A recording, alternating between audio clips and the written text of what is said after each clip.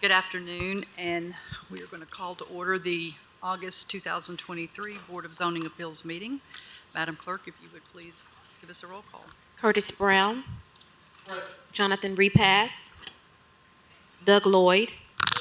Garrett Holt. Present. Cecil Anderson. Present. Terry Kerr. Present.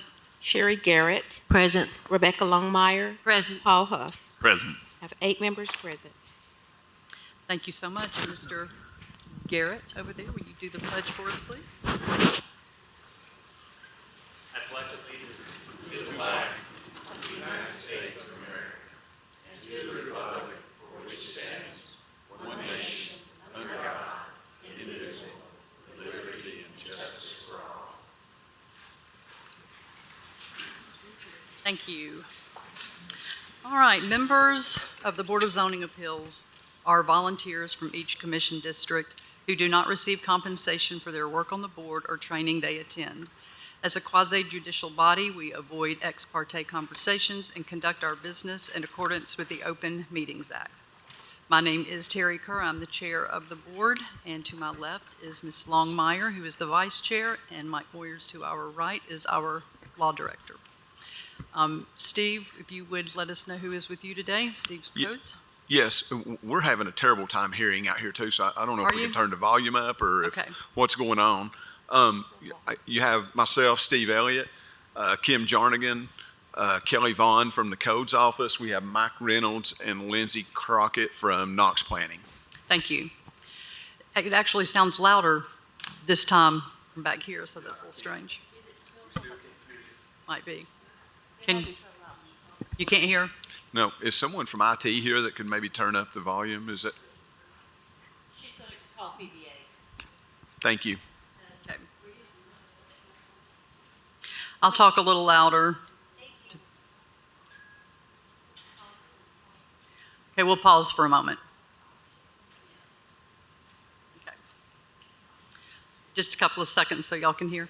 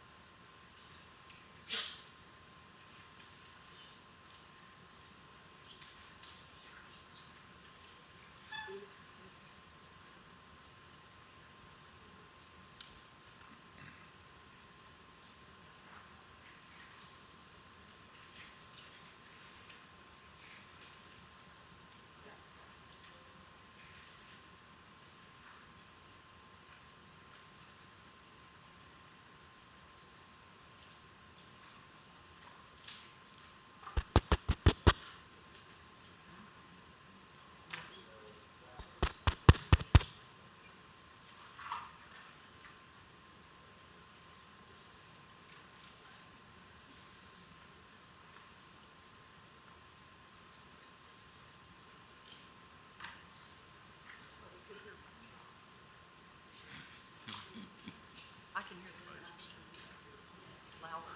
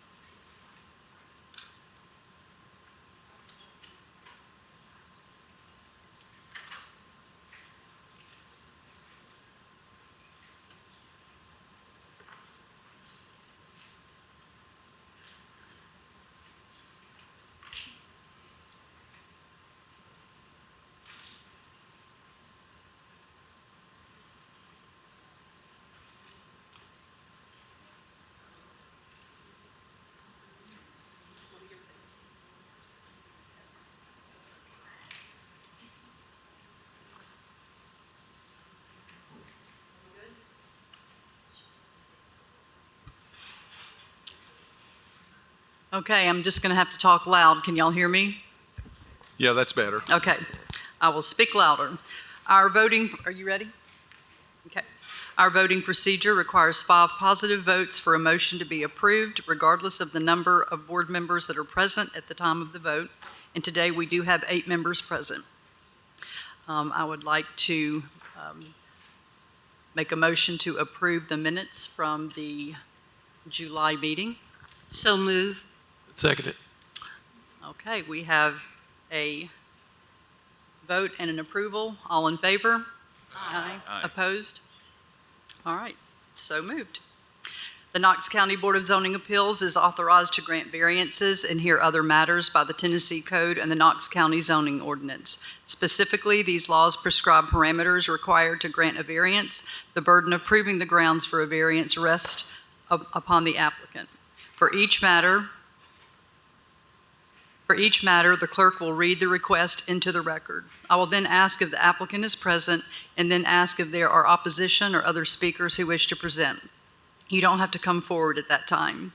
Once we determine the speakers for the item, we'll call on governmental agencies such as Knox County Codes, Planning, or Engineering to make statements regarding the facts pertinent to the property and background of the request. Board members may ask questions of the governmental agencies once they have made their statements. Then I'll call on the applicant to come forward and state their name and address for the record and present their evidence and reasoning supporting the granting of a variance. If there's no opposition, the applicant has 10 minutes to present their case. If there is opposition, the applicant and opposition each have up to 15 minutes. After the applicant's presentation, board members may ask questions of the applicant. Then I'll call on opposition or other parties who will have up to 15 minutes to speak. This 15 minutes applies to all parties, so if there are multiple parties that wish to speak, please determine how you're going to divide your time beforehand. After the opponents speak, the board members may ask questions of the opponents. Finally, there'll be a discussion of the case by the board, during which time board members may ask further questions of parties that have already testified. Then the board will make any determinations it deems necessary. Our bylaws allow an applicant at the initial hearing on a matter to request a deferral of 30 or 60 days without prejudice. In the event of a deferral of an application or failure to appear, any opponents may be heard on the record at a meeting where the application they oppose appears on the agenda. All right, if you would please swear in anyone who wishes to testify. All right, if you're here to speak to this board either for or against any item on the agenda, if you're an applicant, if you're in opposition, and you wish to speak, please stand and raise your right hand. All right, do you solemnly swear or affirm testimony you give today to be the truth, the whole truth, and nothing but the truth, so help you God? Be seated, please. I don't think we discussed any agenda corrections or changes. No? We don't have any at this time. Okay. All right, Madam Clerk, if you would please read the first agenda item. Item 4A is a request of Jody Williams. It's for waiver from 1 dwelling to 2 dwellings in the residential A zone. The property is located at 2806 Minot Road, CLT map 048, Group JA, parcel 034, property zone RA in the 7th Commission District. Is the applicant present? Good afternoon, yes. Okay, one moment. Do we have any opposition? I see none. Do we have any statements from codes? Not Anyone? at this time. Okay. If you would please state your name and address for the record. Jody Williams, and do you want the address of the property or where I reside? Where you reside. 3207 Rifle Range Road, Lot 20, Knoxville, Tennessee, 37918. Okay, this is referencing the address. You have the property referenced address, correct? Okay. And if you would please give us your reason and evidence supporting the reason for your request. Yes, unfortunately, I lost my grandmother a couple of years ago, but I did inherit her property, and on that property there is a mobile home, and I want to put my newer mobile home behind it. However, to tear hers down, it'd be like $10,000, and it's going to be over $20,000 just to move mine there, and it's just outrageously expensive. I'm trying to get a variance to put them both on one property. Okay, have you by chance called any of the, I see there's some people who come and pick up older mobile homes and remove them from a property. Have you tried to reach out to any of those companies that would do that? Not for donation purposes, if that's what you're asking me. I've checked on the prices. I mean, it does have sentimental value on top of, it's my grandmother's and I grew up there too. But they want over $10,000 to tear it down and haul it off. So what are you going to do with the property? I would like to put my mobile home behind that mobile home and reside there till I die. And what are you going to do with the existing mobile home? I was just going to leave it there and, perhaps maybe use it for storage or, in the event one of my kids needed somewhere to sleep, maybe. I don't know. I've not really made any plans for it. Okay. Any questions from the board?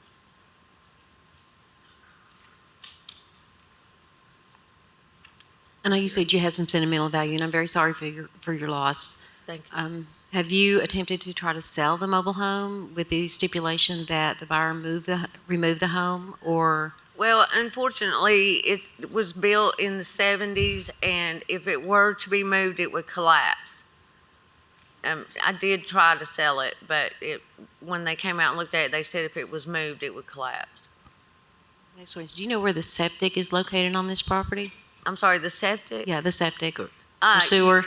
Yes, it's located directly behind her mobile home, and there's also a sewer tap at the back of the property where my sister's property is. But I wouldn't be using the septic. Would you be connecting to sewer? Yes. Ms. Longmire?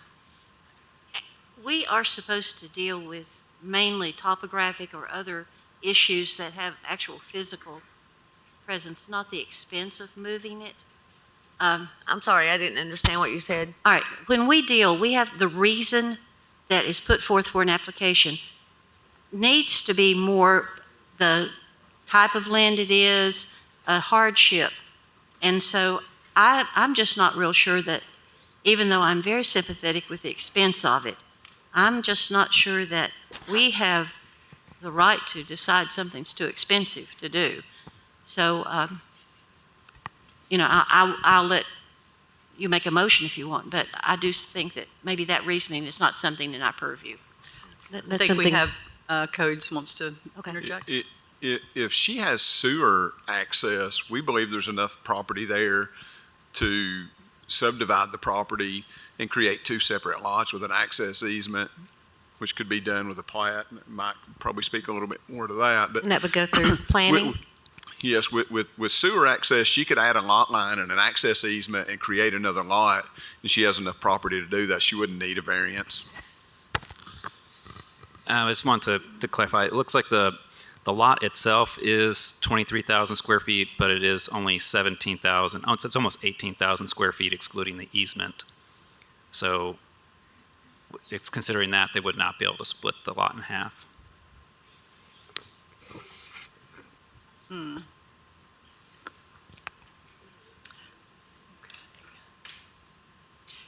Can you think of any other solution that would work for Actually, her with that? I've been trying to find a different solution for 6 years, ma'am. Because originally, my grandmother had told me that I could have that piece of property before she passed away. And when we tried to do that, they did tell me about dividing it. But then with the easement, there's a permanent easement that goes from the front of the property to the back. And that takes off like 17 feet or something wide all the way back. And I'm really not sure what kind of reason you need. All I know is that I need a place to live, and I understand. I don't want to sell the property. I understand. We just have to follow certain guidelines to Right. be able to grant a variance. And unfortunately, the fact that it's an expense for you to have it moved is not something that falls into our guidelines to be able to grant that variance. I'm going to go ahead, and I'm very sorry, but I'm going to make a motion to deny the variance based on it does not meet the criteria for us to be allowed to give her one. Second it. Okay, we have a motion to deny and a second. All in favor? Aye. Opposed? Let's do a roll count. I didn't hear enough voices. And what we're voting on is to deny the request Mr. Brown? Deny. So your motion is aye to deny. Correct. Yes to deny. Mr. Repass is out. Mr. Lloyd? Aye. Mr. Holt? Aye. Mr. Anderson? Aye. Ms. Kerr? Aye. Ms. Garrett? Aye. Ms. Longmire? Aye. Mr. Huff? Aye. Okay, unfortunately, we did not approve your request to have the 2 dwellings on the lot. I don't know if there's anything else that, any other suggestions any other body would have for you. I would suggest just trying to reach back out again to some other companies that may can come and take that purchase from you. But I do apologize. Thank you. Thank you. Okay, Madam Clerk, 4B. 4B is a request of Matthew Kirkland for waiver of front yard setback from one corner of house from 40 feet to 25 feet. Property is located at 3729 Timberlake Drive, CLT map 122, group PB, parcel 025, property zone AG in the 9th Commission District. Is the applicant present? Okay, do we have any opposition? Okay, seeing none. Any statements from Knox County or anyone? Not at this time. Okay, if the applicant would come state your name and address for the record. Matthew Kirkland. I reside at 1221 Live Oak Circle. And if you could please state your reason and the evidence supporting your request. This property was originally subdivided as part of the formation of the neighborhood back in the 40s. That original neighborhood plat dictated the location of the driveway. We actually have a shared driveway easement with the neighbor to get access into the property. We're trying to stay within that original neighborhood design from the 40s. As you can see, there is a significant topography on the property. There's nearly 100 feet of fall from the top of the property to the bottom. We've looked at quite a few configurations of a house, driveway, and because this property is not served by sewer, a septic field, to try and utilize this lot within all of the current zoning requirements. Every single configuration we've looked at requires at least some sort of variance, whether it is a height variance due to being, the grade from front of house to the back being such that the house would actually exceed the height limitation of the zone, or a hillside protection ordinance variance because of how we have to then grade the lot in order to get a driveway to reach the house. This proposal is one that allows us to not request anything other than the setback variance. We believe it maintains the character of the neighborhood and offers the most protection to the hillside and the natural environment that is existing there. And so that's why we're going after this variance as the least impactful way to utilize the property for a single-family residence. Okay. Thank you for your presentation and the information that you provided for us to review. It was very helpful. Do we have any questions from the board? Ms. Longmire? I want to understand, the front yard setback waiver is only from one corner of the house? Correct. Because of the way the property grades kind of curve right there, we were able to get the rest of the house to stay within the height limitation and be out, and because of the way the road curves away, most of the house is able to be back far enough to be out of the setback. But in order to get the house of a size that we're looking for, which is still a fairly modest size, we're only doing about a 1,900 square foot footprint, it pushes that one corner into the setback a little bit. Thank you. Do you have any issues with what you're looking at, codes? Do you see any issues with the We request? have no concerns here. Okay. Whose district are we in here? 9, Mr. Huff. I will see if you would like to address the applicant. I would. I agree that what you're proposing appears to be the least impactful to the property and the neighborhood. It is a challenging site, no doubt about it. I would also like to commend you on the presentation. You are one of the few applicants who's ever submitted us a complete, detailed site plan of what you plan to build. And I thank you for that. And with that, I'll make a motion to approve this as is. Second. Okay, we have a motion by Mr. Huff to approve, a second by Ms. Garrett. All in favor? Aye. Opposed? Okay, so moved. You've been approved. Thank you very much.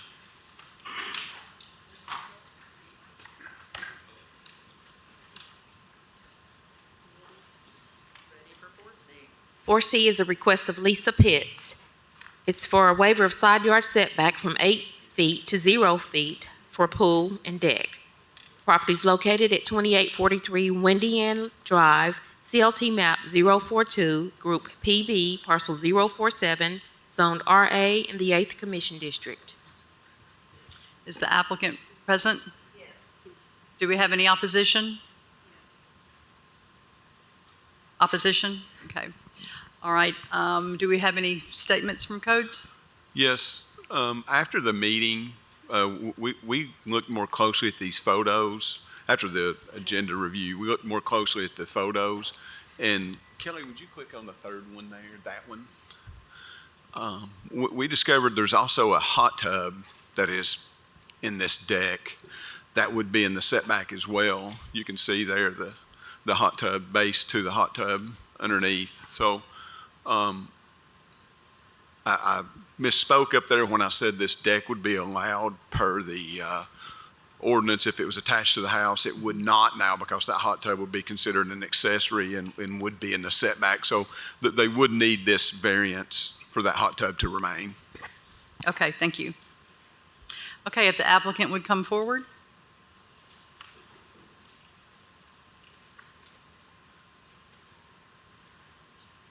And if you would, please state your name and address for the record. Yes, it's Lisa Pitts. Pull your mic down. Lisa Pitts, and it's 2843 Windy Ann Drive, Knoxville, 37924. All right, thank you. And if you would, please give us the reason and the evidence supporting your request. The reasoning is, obviously, I went to Aurora Pools and bought a pool and a hot tub. I had no idea I needed permits, no idea whatsoever. I even had to have a grading company come out and grade because my yard goes, it's real tilted, so I don't have a lot of space. And I even had to have somebody come out and put a retainer wall in. And out of all those people, I still had no idea I had to have a permit, and I apologize about that. There is a fence that's going around, and to be able to get the deck and the hot tub and pool together with the steepness in the back, I had to go out further. Now, the fence will be connected to that side there where it showed the hot tub, so there wouldn't be going over on the other lady's property. I wouldn't be going over on that because the fence is going to be connected to it to make it safe. Okay. Any board members have any questions at this time? Codes, since none of that was permitted, including the retaining wall, what difference does that make to you? Well, I believe she's applied for a permit now. Is that correct? Yes, she's applied for a permit now. So for above ground pools, she'll have to provide us with a letter from a engineer that'll state, that the footing was installed per the code. The rest of it we can see now, so it's really, it won't be that big of an issue for us to issue a final on the pool. The hot tub we will look at to ensure that it has fence and all the safety requirements of the code, but it's not like an in-ground pool where stuff is enclosed and we can't see it. So we can still see the most of this. But she will need to have the variance in order for you to move forward? Yes, she will need this variance. That hot tub is up against the property line, so it is an accessory that is within the setback. Can you move that hot tub any of what you already have built, can it be readjusted? I know that is a lot. I mean, it can go closer up against the pool. Right. I mean, not 8 foot, of course, but it could go up closer against the pool, at least by a couple of feet. I personally don't like going within that 5-foot setback. I don't like 0 at all, but that's my opinion. Ms. Longmire? I totally forgot. You got me so excited with that comment. I do that. No, I was just looking at that. What about the neighbor that you will have a 0 property line with? What have the neighbors said? Well, I haven't actually gotten to talk to her. She sends her boyfriend to talk to me. I did speak with her once, and I think she may have been sick, and she did not want to speak to me about it. I did tell her if I was on her property that I would be happy to take some of it down. And there is like maybe 2 foot on that side that can come down if need be. But she was sick maybe and just wasn't having it at that time. So I haven't really gotten to speak with her, only the boyfriend. Oh, Mr. Huff? I'm looking at the photograph that was included with the package, this one here. I'm curious, is there any reason why the deck cannot be extended on that side? On the side in the foreground? Well, and have the yes. hot tub moved to that side? There is a reason. It was the meter box. The meter box is actually on the opposite side of the house. Can you relocate a meter I'm sorry, I'm not sure I understand why the meter box has anything to do with the According deck. to Aurora Pools, I needed to have the hot tub in a line where the meter box is so they could run the wiring. I think she's referencing her breaker box. I'm not for sure, though. I'm not familiar with the, we don't do electrical, so that would be in the state. Electrical would have done that. We have our electrician. They probably wanted it as close to the meter box as possible, but it Yeah. doesn't necessarily have to be there. Okay. I'm pretty sure wiring can be run in a pretty good ways. Yeah. So my question is, you can move the hot tub to the other side, cut the deck back, and Possibly. I mean, I'm not going to say I wouldn't because if that's what I need to do, that's what I need to do. And I know that your light is on, but, you know, Mr. Lloyd, you're the expert on I'm calling you the expert on the electrical situation. I've seen like sub panels or something for hot tubs. The distance wouldn't be an issue. You could exceed 75 feet without a voltage drop problem. Okay. Ms. Garrett? I just have one question. When you put the pool and the deck in, were you aware at the time that you were butting right up against the property line? I came to the courthouse and got some paperwork from the courthouse because I had only a picture and the thing when I bought the house. So when I came to the courthouse they gave me all this stuff here. And they said I was in guidelines. I mean, I came up here and got pictures, and I even told them that my neighbor was upset saying that I was on her property. And when I came up here, they said, well, I was not on her property, that it should be right. And they gave me all this paperwork that shows everything. But you not had a specific survey or anything done to show No, I exactly did where the not. property line is? No, I did not. Now, my neighbor did, and I am hugging the property line.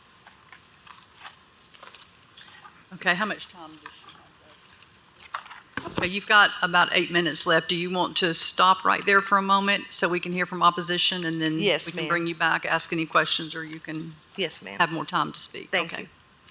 All right, if the opposition would come forward and state your name and address for the record. Eugenia Rose. I live at 2839 Windy End Drive. Pull the mic up a little closer to you so we can hear well. Thank you. Sorry. Okay. I have a survey that says that the adjoiner's deck is on the line. I'm planning to sell my home, and the reason I did this is because I don't want to have any problems when I go to sell my home. And I can show you this if you need to see it. And yes, we did speak when I was ill, and I told her that she was building what I thought was on my property. So it's not on your property, but it's right up against your line, correct? Yes. Okay. And Codes, you've confirmed that, correct? Pardon? I was asking Codes if they had confirmed that she is right up against the line. I just want to see if we need to have that in the record, or if you.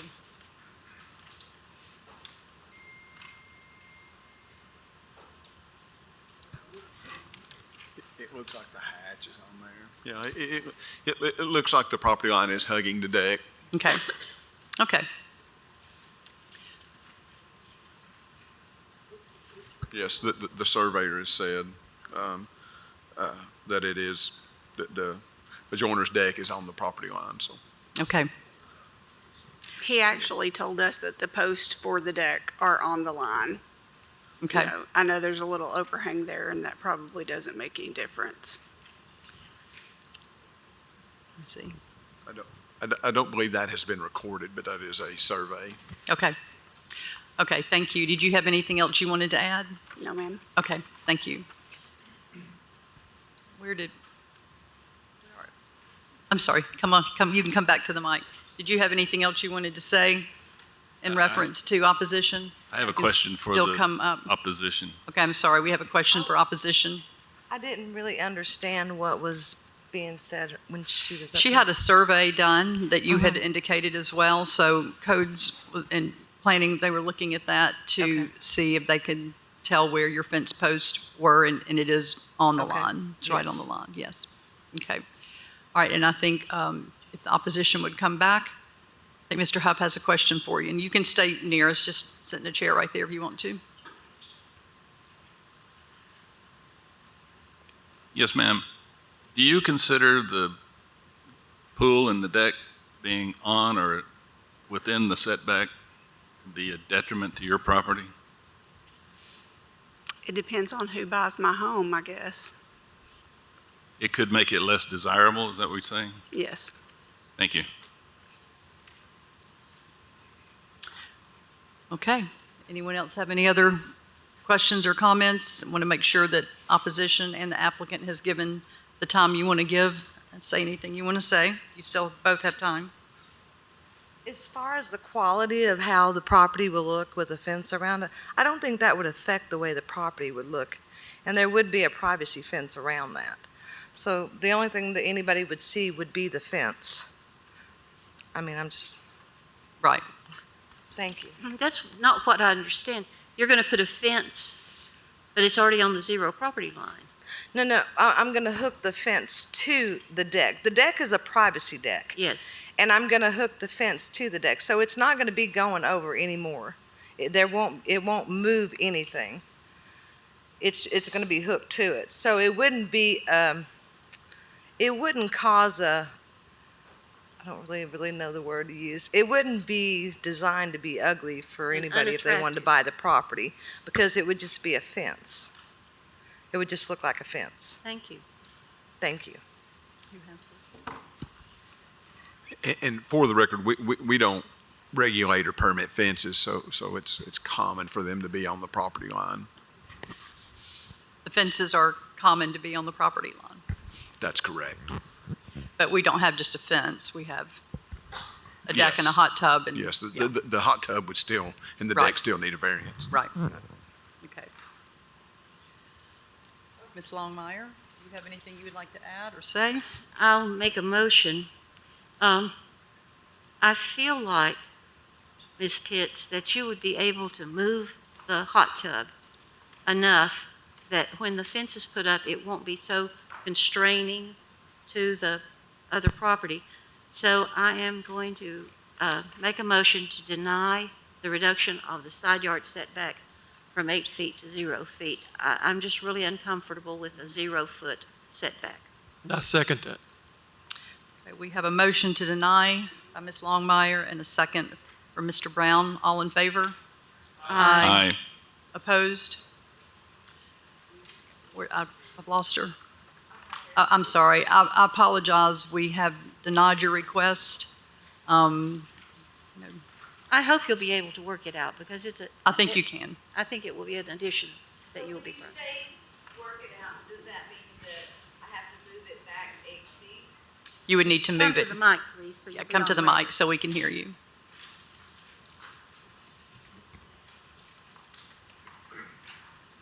I guess I'm not understanding because the hot tub is not hugging the property line. It's just the deck.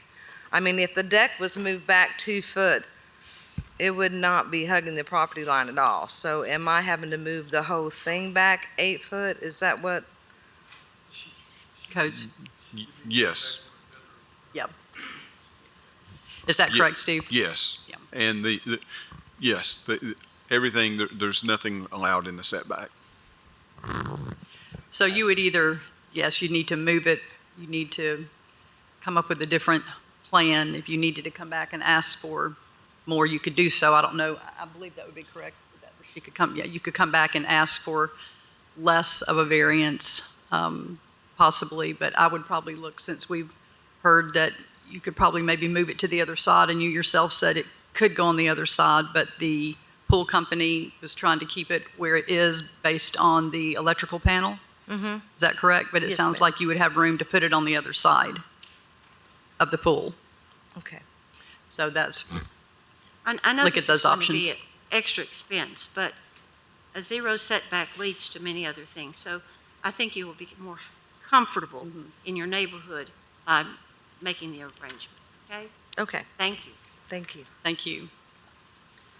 Okay, Madam Clerk, 4D.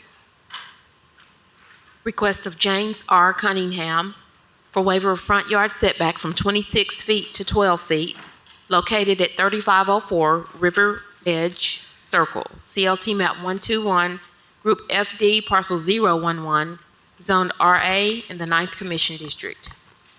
Is the applicant available? Do we have any opposition? No hands. Okay, if you would please state your name and address for the record. Okay, Roger Cunningham, 3504 River Edge Circle. And if you would please give us the reason and the evidence supporting your request. We recently had my soon-to-be 90-year-old mom move in with us, and we intend to keep her there with us, and she says she wants to stay with us. Currently, all the bedrooms in our home are on the 2nd level, and we are noticing that she's going to we need to get her down to the main level and keep her down there, so we wanted to add a room. There's no place for us to go anywhere else to the back or to the left side of the property. Okay.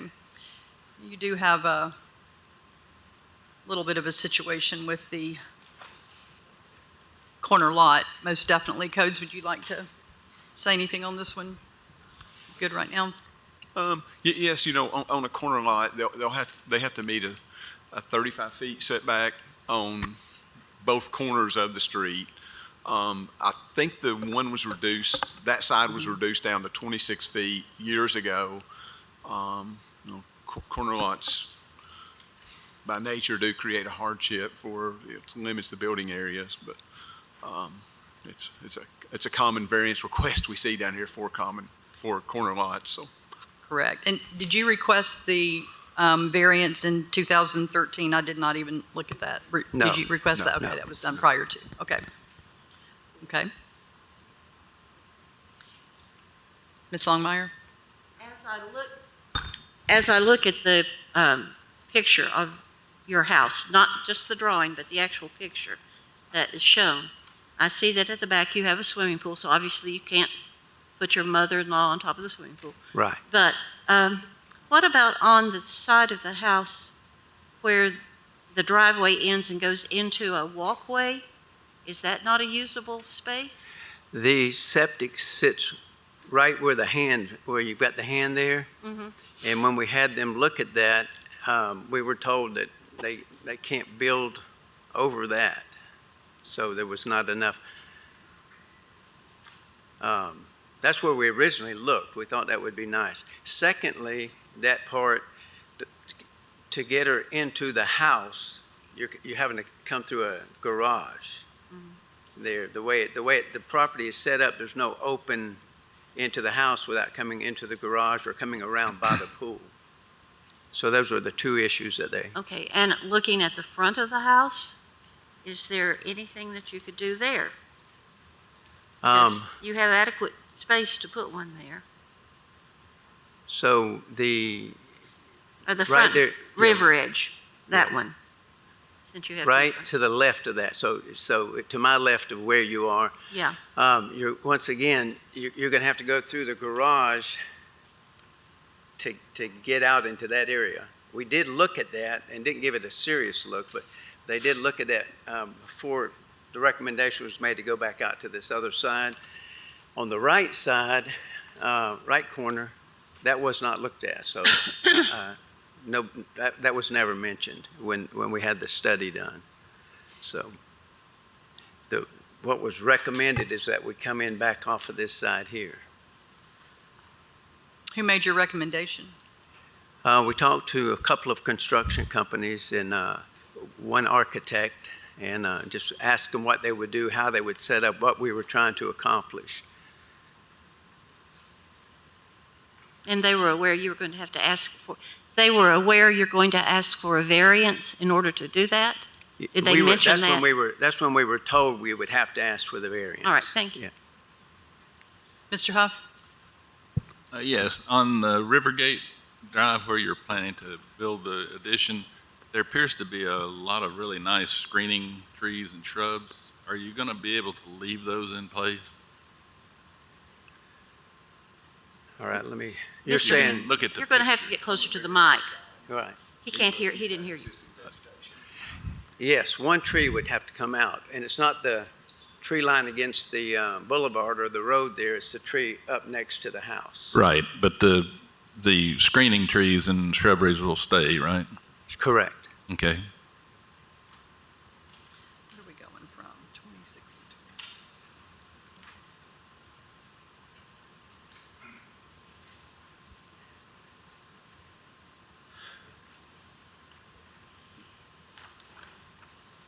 20. Okay.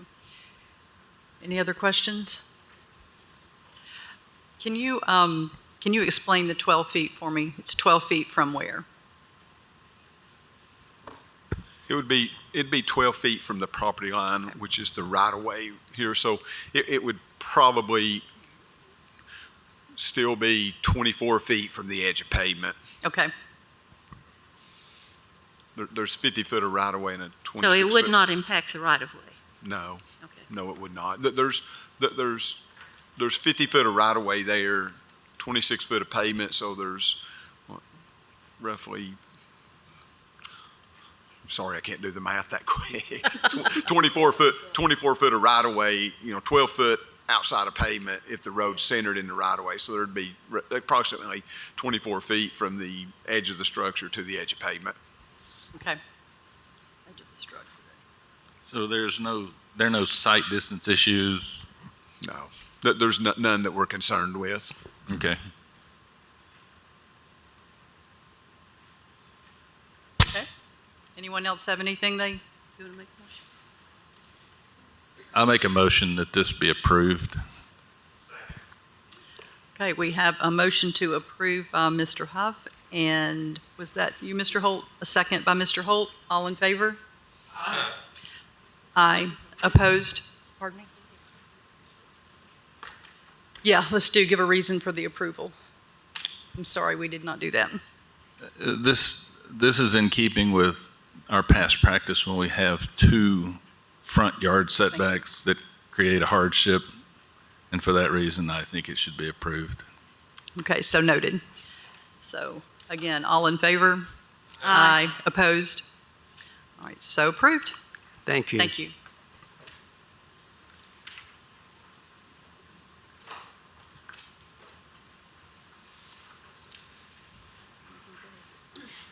Four E is a request of Kyle Ward for waiver of front yard setback from 22 feet to 15 feet and waiver of side yard setback from 5 feet to 2 feet. The property is located at 2014 Craggy Rock Way, CLT map 104, Group IA, parcel 01705, properties on PR and TO in the 3rd Commission District. Is the applicant available? Do we have any opposition? Okay, we will, any comments from codes or planning at this point? I wanted to add, we've had lots of talk about reducing side yard setbacks. The fire code requires a 5-foot separation from the property line unless you rate that wall. So there's not an issue from a code perspective with reducing side yard setback. Whoever builds the house would just have to pick out some sort of UL listing device that would rate that wall to prevent fire from jumping from home to home. And that's, that happens in zero lot line condos, townhomes, all of those. So they would just have to do some sort of rating on that wall that faces that property line. How is that monitored and who does that? We inspect that as it Okay. goes in. It would more than likely be like something with the sheetrock, 2 layers of sheetrock, or some sort of OSB board that would be rated. So we would inspect that as it was installed. That would be part of our inspection process. Okay. All right, if you would please state your name and address for the record. Kyle Ward, 1429 Rudder Lane, 37919. And if you would give us your reason for the request and evidence supporting your Sure. request. We have a topographical challenge. There's about a 30-foot drop off on the property. If you look at right where the tree line is right now, the back of the property just pretty much nosedives down into like a gully behind it.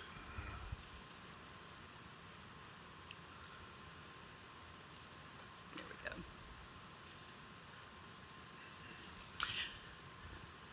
Is that it? Yes, ma'am. Okay, so I mentioned earlier, when I was looking at this earlier, it appeared I was having some issues with what lot you owned, and you clarified that you own both that lot and the lot to the left of it. Yes, ma'am. On the graphic that you see up there, 8 and 9 are the ones that I own. Those two, okay. Yes, ma'am. So are you planning on building on both of them, I would assume? If we get the variance, we're only going to build one house. If we don't get the variance, then we'll have to build 2.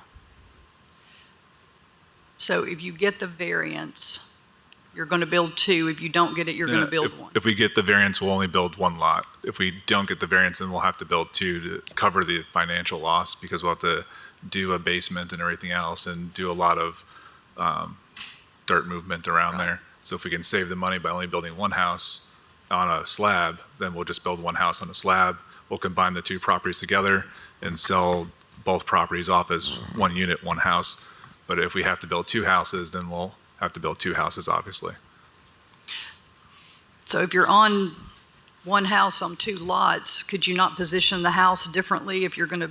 No, because the way the ridge line slopes, it slopes in. So the house on the left, the house on, they keep moving on the map around. The lot on the left comes back up towards the peak of it, or the tip of it, I guess you could say. But so the land kind of comes in like this. So we'd have to move it over. But if we moved the house up, we wouldn't be able to fit another driveway in anyways. So we couldn't build 2 houses if we move it up. So we're just asking it to be moved up 7 feet. The side variance doesn't really matter because we plan on combining the lot. So it's just the 7 feet forward is what we're asking for. So don't know why what that- I'm hearing, if you're willing to grant the front yard setback, he won't need the side because he's Correct. only going to build 1 house. Correct. And he would remove the lot line and only build 1 house. He would combine the 2 lots and only build 1 house. So Yeah. if it's the board's will to grant the front yard setback, he doesn't need the side because he's only going to build 1 house. Correct. So why do we ask for 2? Well, it's currently has a lot line there, so Right. we wasn't made aware of that till today that Okay. was the intention. Okay. Yeah.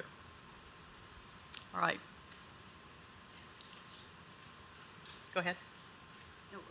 Yes, Ms. Lommer. All right, trying to work my way through this have not kind of thing. Yes, ma'am. All right, if the only waiver you really need is the front yard waiver, Correct. Yes, ma'am. okay, my question then is, can we grant part of the waiver and not the other part? I mean, legally, yes. Okay, that's just, Sure. legal is where I wanted to go. We would be supportive of that. Thank you. Okay, thank you. Mr. Huff? I'm looking at the contour map. I see that it does slope down. That map's old up there, sir. I'm sorry? that the map that you're looking at is old. That's not accurate to what it's like right now. Well, since you it's didn't, close, but it's not. since you didn't provide us with any updated information, I have to go by what I see. Yes, sir. Understood. This is not exceptionally steep for this part of the country. 7 feet back away from there would maybe make it 2 feet further down the hill, maybe 3. Yeah, right now, I wish I brought pictures. Right now, it's flat. Where if you look at the satellite picture, you can see that it's flat, and then where the flatness ends, it drops off. So this picture right here. So right where that drops off is literally right where the house sits currently. We have it staked out currently at the yard. So we're trying to move it 7 feet off of that ridge line for safety, and so that we also don't have to build a basement foundation. We can build it on slab. That's a personal preference. I'm afraid that really isn't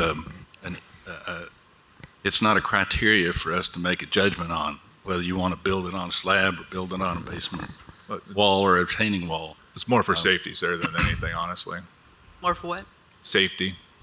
Safety? What's unsafe about a basement house? I don't say anything's unsafe. I was just saying that for safety reasons, we would like to move it up. But I understand what your argument is, sir, at the same time. Yeah, I can't support this. It looks like it would be, it looks like if you were granted the variance, you would be like almost in the front yard. You might have to do your little lines for me. Looks like you'd be in the front yard of the neighboring home. The neighboring home is pointed at us. So either where we The build one it on the now, right. where we build it now, it would still be looking right at us, basically.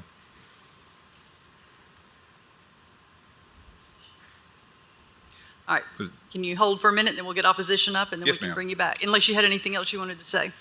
No, ma'am. I'm 6'2", so we're talking about this much distance. So for the line of sight, it's not a great difference for the neighboring house. Okay, thank you. Yes, ma'am.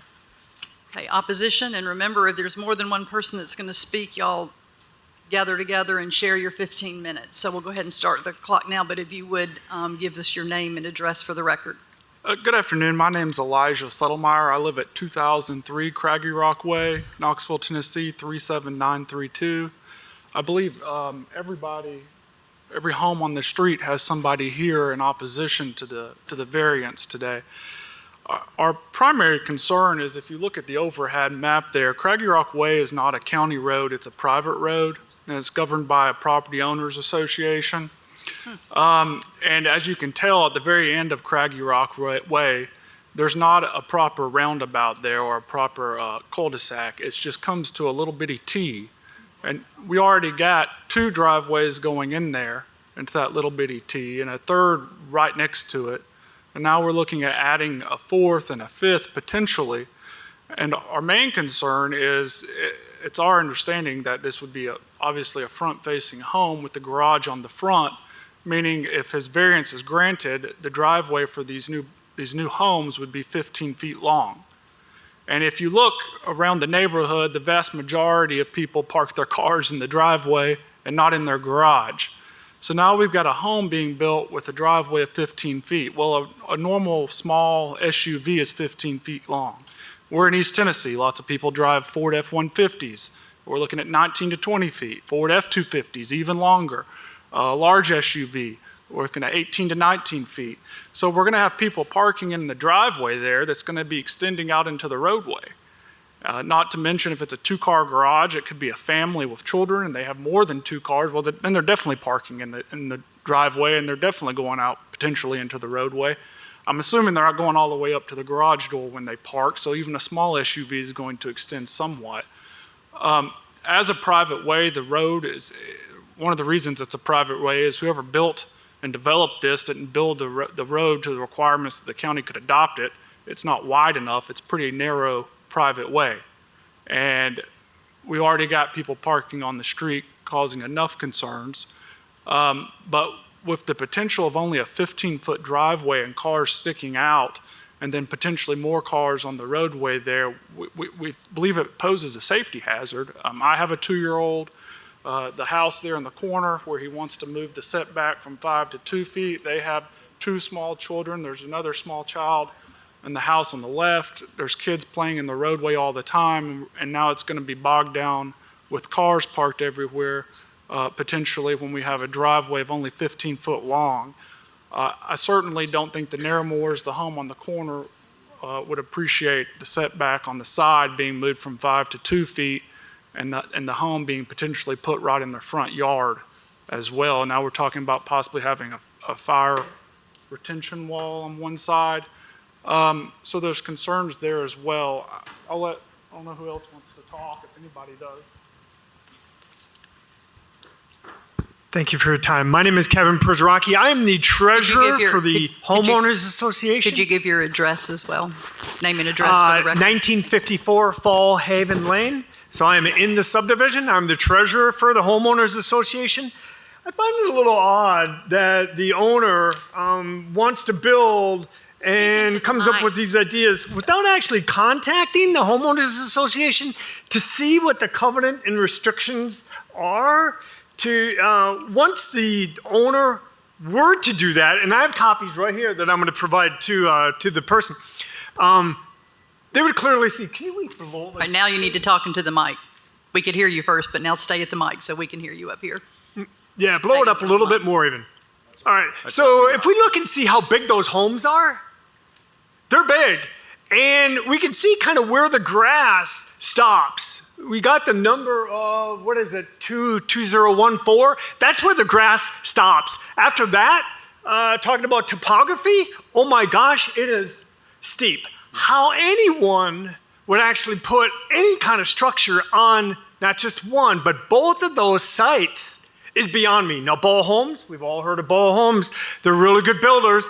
They decided it is not in their best interest to put a home there. Why? The land is does not have integrity. Talk about East Tennessee. This part of if you were to go and look at that, that is really, really a bad place to put any kind of structure. The requirements of the covenants and restrictions.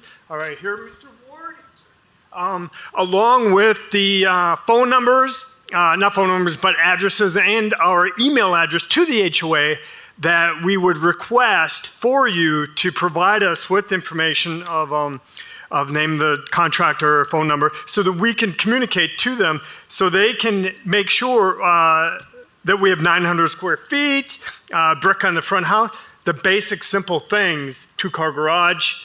Again, looking at that space, Ms. Kerr, I don't see it. I would just like to add, I'm responding to the variance that was filed, and now I'm not entirely sure Come up to the mic. Hearing him today, what he entirely intends to do. We're talking about maybe building 2 homes, maybe 1, maybe combining lots. The variance, if granted, is supposed to be the most minimum necessary to ease his whatever hardship may or may not exist. I don't know that we can really respond when we find out today that it's a little bit different than what he's filed. If he could supply building plans and a layout and kind of give us an idea of what he intends to do, maybe there's something that could be worked out. But it kind of seems to be a moving target as of now. So I have a couple of questions. Go ahead. I would like to clarify that the setback, the setback is not from the edge of pavement, it's from the property line. So the 15 feet would be from the property line, plus there's 12 feet of right-of-way. So the driveway would be 27 feet long, not 15 feet long. Okay. So I want to ask you a question, Steve. And I get a lot of different answers on this. So this is a private JPE. And yes. Is there not a restriction on how many homes can be built off of that JPE? I thought that there was. I'm going to defer that to Mike Reynolds. Okay. Yeah, when this JP was approved, the terminology back then was joint permanent easement. We call it now a private right-of-way. But it's a joint permanent easement of that type is essentially is built to public road standard. So they can have as many houses as approved on a joint permit easement of that type, as long as it's approved by the Planning Commission. There's a lower threshold of 5 units or less that the road does not have to meet public road standard, but this is the type that would meet public road standard. But it's not as wide as a public road, they said? The Planning Commission can still approve it at that width with recommendation from county engineering. So that's what happened. The Planning Commission approved at a narrower width. Okay. Okay, Ms. Longmire? I want you to be aware that we cannot deal with covenants nor HOAs. That is not anything to do with us. We understand. I wasn't sure that everybody did. Yeah, I would think Mr. Ward would have checked that out, and I did notice as well that Ball Homes was on the plat and assumed that for whatever reason they decided not to tackle it, for whatever lack of a better word. So it doesn't matter one way or the other, though. So, okay, you still have time, so go ahead. If you want to keep talking, go ahead. Oh, I really don't have anything else to say unless you have any questions. I would add, to the degree that there is a hardship, I think the property was transferred to the present owner last month, and according to the deed, there was no sort of consideration paid. Looks like it was given to him. So there should be enough funds to build a retaining wall or a proper foundation regardless of the slope. And unless there's any questions, I don't have anything further unless someone else does. Go ahead. Just state your name and address for the record. Yeah, thank you. My name's Mike Cass Stevens. I'm at 2002 Craggy Rockway. Live on the end of the street there, right there in that corner house, yes. The last thing we wanted to make a comment is to make the board here aware that we have filed an ethics complaint. If you could speak in the mic for us, I'm sorry. Yeah, I'm sorry. Just like to make the board aware that we have filed an ethics complaint regarding the acquisition of this property. I heard there was a financial hardship, but looking at the quick claim deed, it showed $10 for purchase of the property or transfer of the property. So we just asked the board that maybe they defer any further judgment until the ethics board has had time to review that complaint. Ethics board, which ethics board? The Knox County Okay. Ethics Board, sorry. Okay. Would you like to, I'm not really, I was going to say, I don't know if it matters how. I don't know about any financial hardship. I have not filed any kind of financial hardship or applied for any kind of financial hardship. I'm not sure where that's coming from. As the gentleman stated, the slope on the backside is extremely steep. That's why we're asking for the 7-foot variance. I think that I do agree with him in that they thought you were asking for one thing, and then I thought you were asking for one thing, and then we're talking about 1 lot, 2 lots. I'll build 1, I'll build 2. If you give me this, I'll do that. It is a little confusing. Yes, ma'am, And I think the understand. fact that he even made reference to, let's figure out what's going on, and then, we can, maybe talk a little bit more was kind of Yes, ma'am. a nice open comment from your opposition. I'll explain it again. We didn't merge the property together because we didn't know what was going to happen if we're going to get a variance or not. Once we figured out if we get the 7-foot variance is really the one we need. The 2-foot we don't need. So I'm like I said before, I'm very okay with just having the 7. I don't need the 2. But if we don't get the 7, I then have to re-subdivide the lots back out again. So I didn't want to merge the lots together to then subdivide them back out again. So that's the reason why we took the direction. That was what was recommended to us when we talked to everybody. Ms. Longmire? Would he have to go before planning to merge those 2 lots? He would have to submit a plat that shows the 2 lots being combined, so the 1 lot line being removed. So it wouldn't have to go before the Planning Commission necessarily, but he would have to submit for administrative plat review through the Planning Commission staff. And when I talked to planning, that's what they told me. So they said, go for the variance first. If you receive the variance, then you can submit your building plans with the lots merged together. You don't have, but if you don't get the variance, then if you want to build in the 2 lots, you can still build in the 2 lots. So you have no site plans or anything that you've had anyone draw up to show one or the other, anything like that? We did a simple site plan that we submitted. I think it's in the file of where it would sit. Correct. Yeah, that's the simple site plan that we submitted. So just to give the idea, but that's not the final version, obviously. And I think that's probably one of the problems that your neighbors are having. And I don't want to speak for you guys, but it's confusing. I understand that. It's a procedural step. I wish I could merge them together first, but if we don't get the variance done, I would be doing all this work to then undo all the work at the same time. It doesn't make any sense. Yep. So, but the plan is to build one singular house if we get the variance. That's our goal. Mr. Huff? If I might recap what I'm hearing. Yes, sir. If you get the variance, you don't need to build but one house. Correct. Yes, sir. If you don't get the variance, you can still build the one house plus another Two house. houses. Yes, sir. And I don't understand why you need a variance. Just build two houses.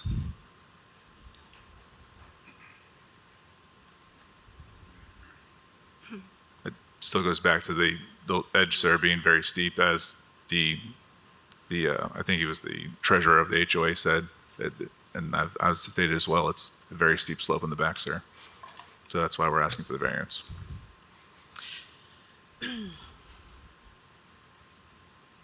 And that's my fault, sir. I should have took pictures or gotten you a more up-to-date topographical map, so that is my fault. I'll take responsibility for that. I'd like to speak to the opposition for a moment. Yes, ma'am. If I could. One of the representatives, maybe the treasurer. So you made a statement that, had we known, if we had talked to him, maybe we could work something out, maybe we could do, et cetera. I mean, is that something that all of you would be willing to do, to say, maybe and I don't know if I'm talking out of turn, to defer the request for you to sit with the not the association, but the homeowners that are having an issue with this, and let him better explain to you what's happening, or are you just completely opposing, period? It sounds like you're open to it if you kind of know what's happening.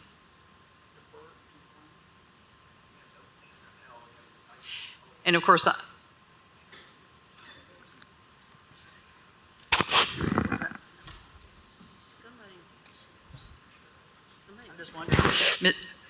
Mr. Holt, do you want to? I think they're thinking about how to answer. Yeah, I had a Do you wanna question go? for Mr. Ward.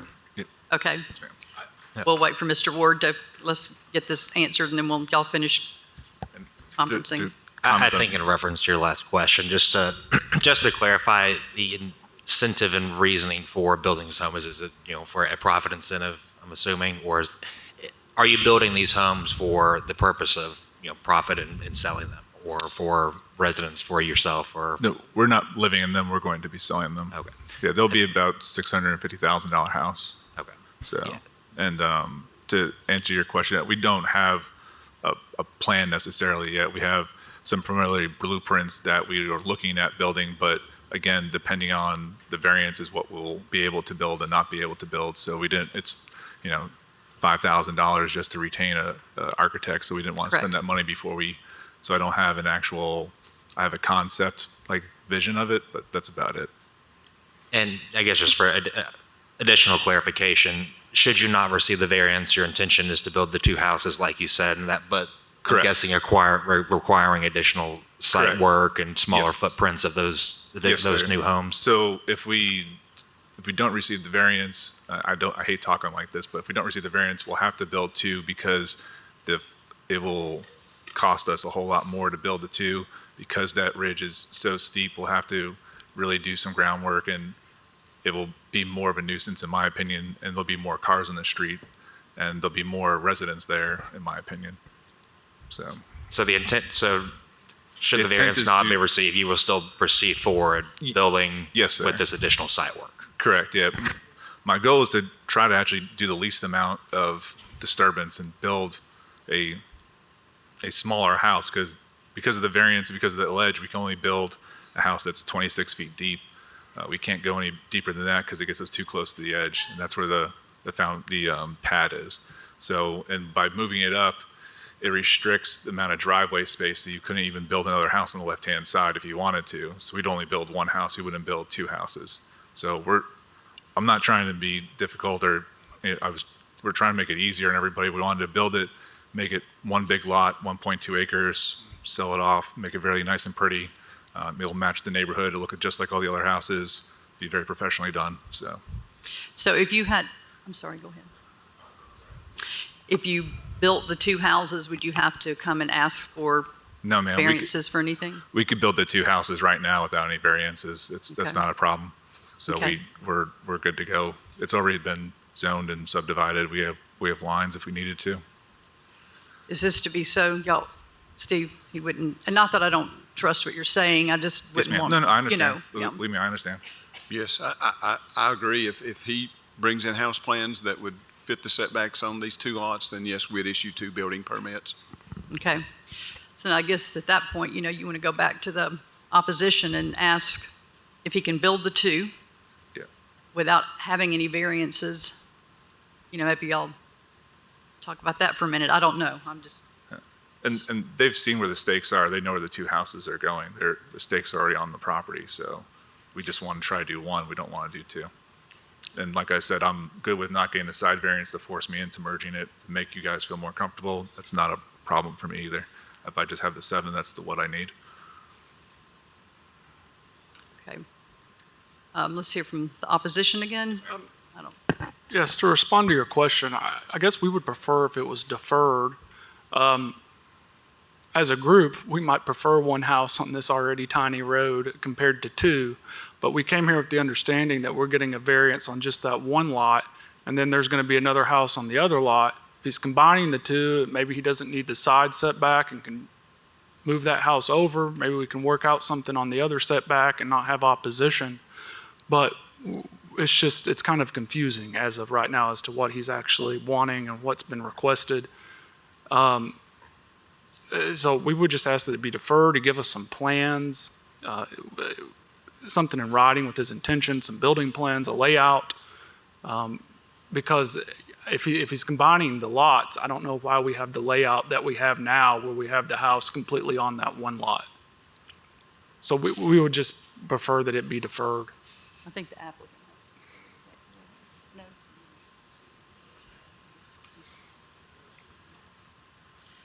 Well, I think that there was some misunderstanding on what your intent was. Yes, ma'am. You know, for me, and I mean, please don't get me wrong, I'm quite pro-development.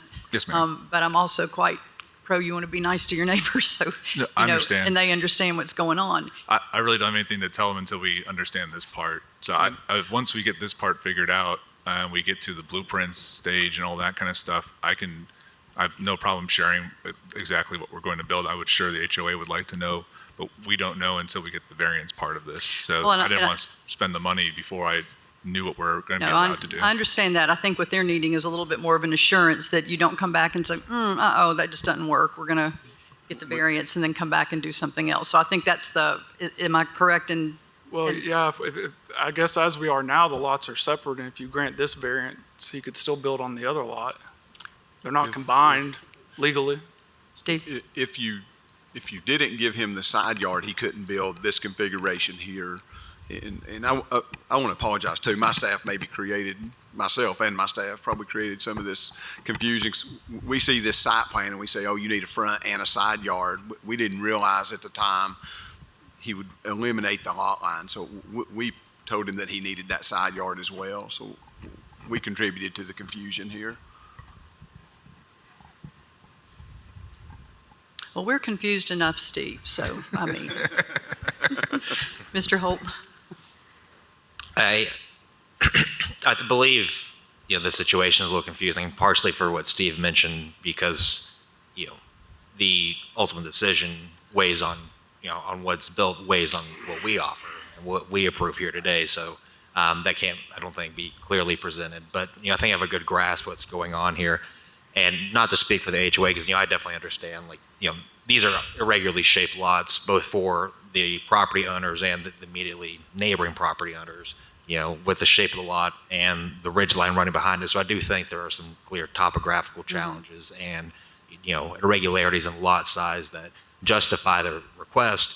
I'd imagine, there's greater disturbance on the property and traffic patterns with two houses, which he's legally allowed to build as of now, which, should we not grant this request, it seems like we'll go on.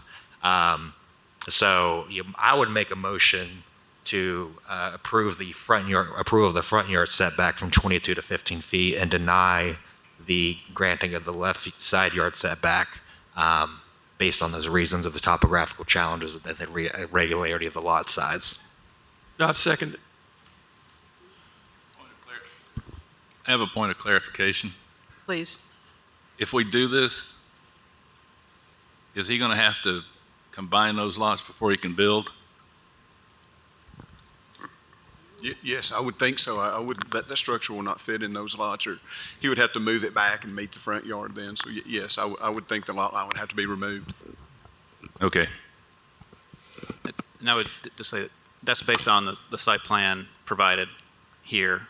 They could change it to a different site plan with a different footprint, provide the 5-foot setback on the west side or left side, and still leave 2 lots. They wouldn't technically be required to combine the 2 lots. Yes, I'm basing my opinion off the site plan I'm looking at today.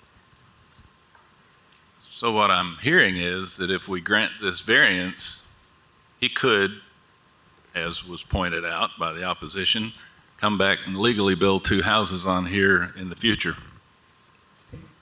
There's still 2 lots there, yes.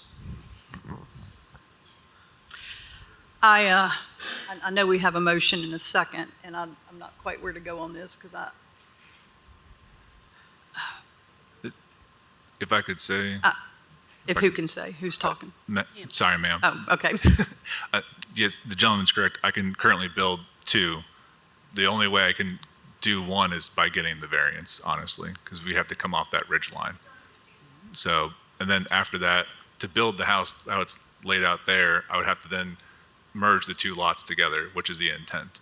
But I have to have the variance first before I can merge the lots together from when I talked to planning and everybody, that's what they suggested the sequence be. If I could have the sequence go the other direction, I would love to have it go the other direction. If you could merge them today for me, I would love to do that too, but that's the sequence that I was told to do. Right. Okay, opposition. Did you want to say, if you state your name and address for the record? Whitney Nairmore, 2010 Craggy Rock Way.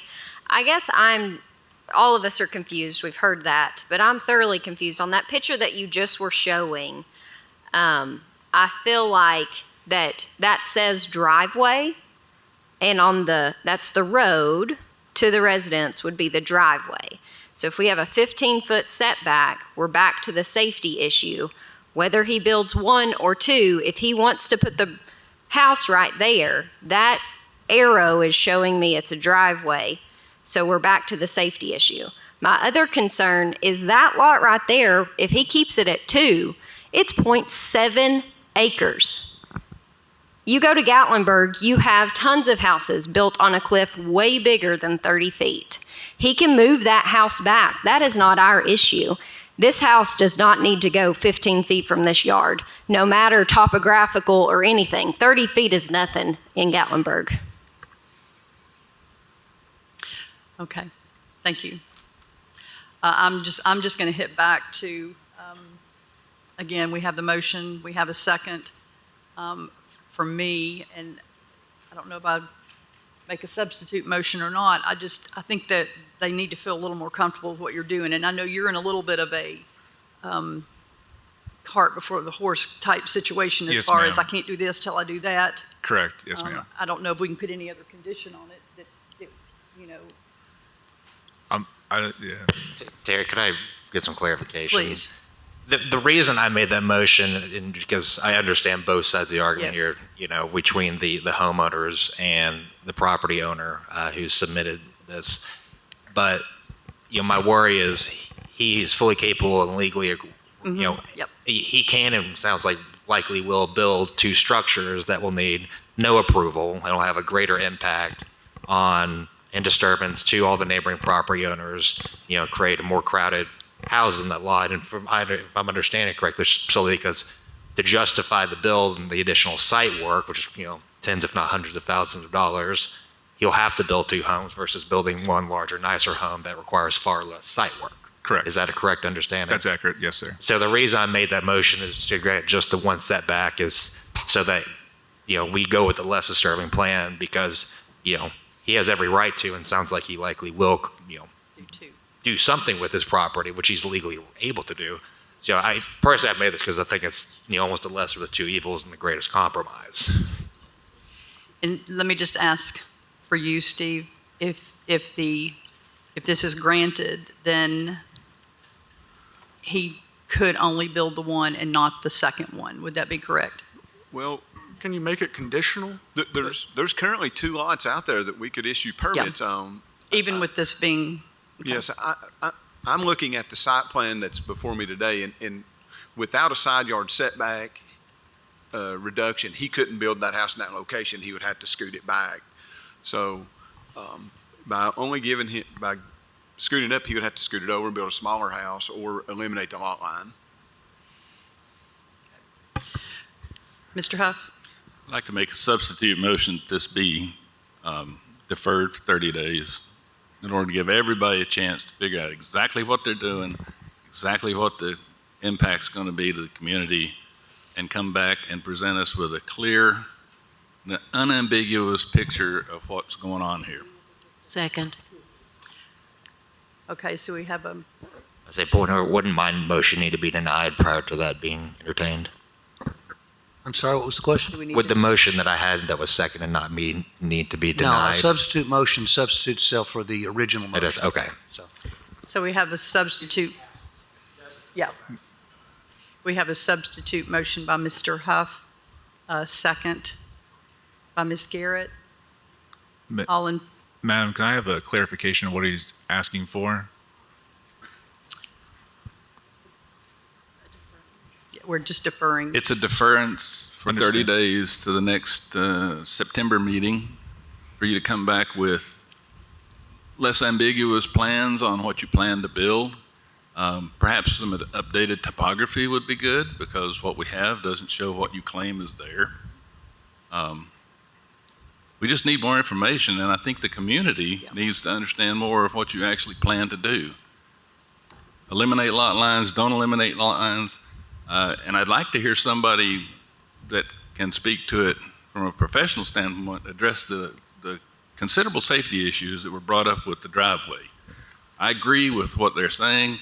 Steve, I understand what you're saying. The pavement is more than 15 feet, but in order to park a car on that property and not get into the right-of-way of the public street, there's not enough room with just 15 feet.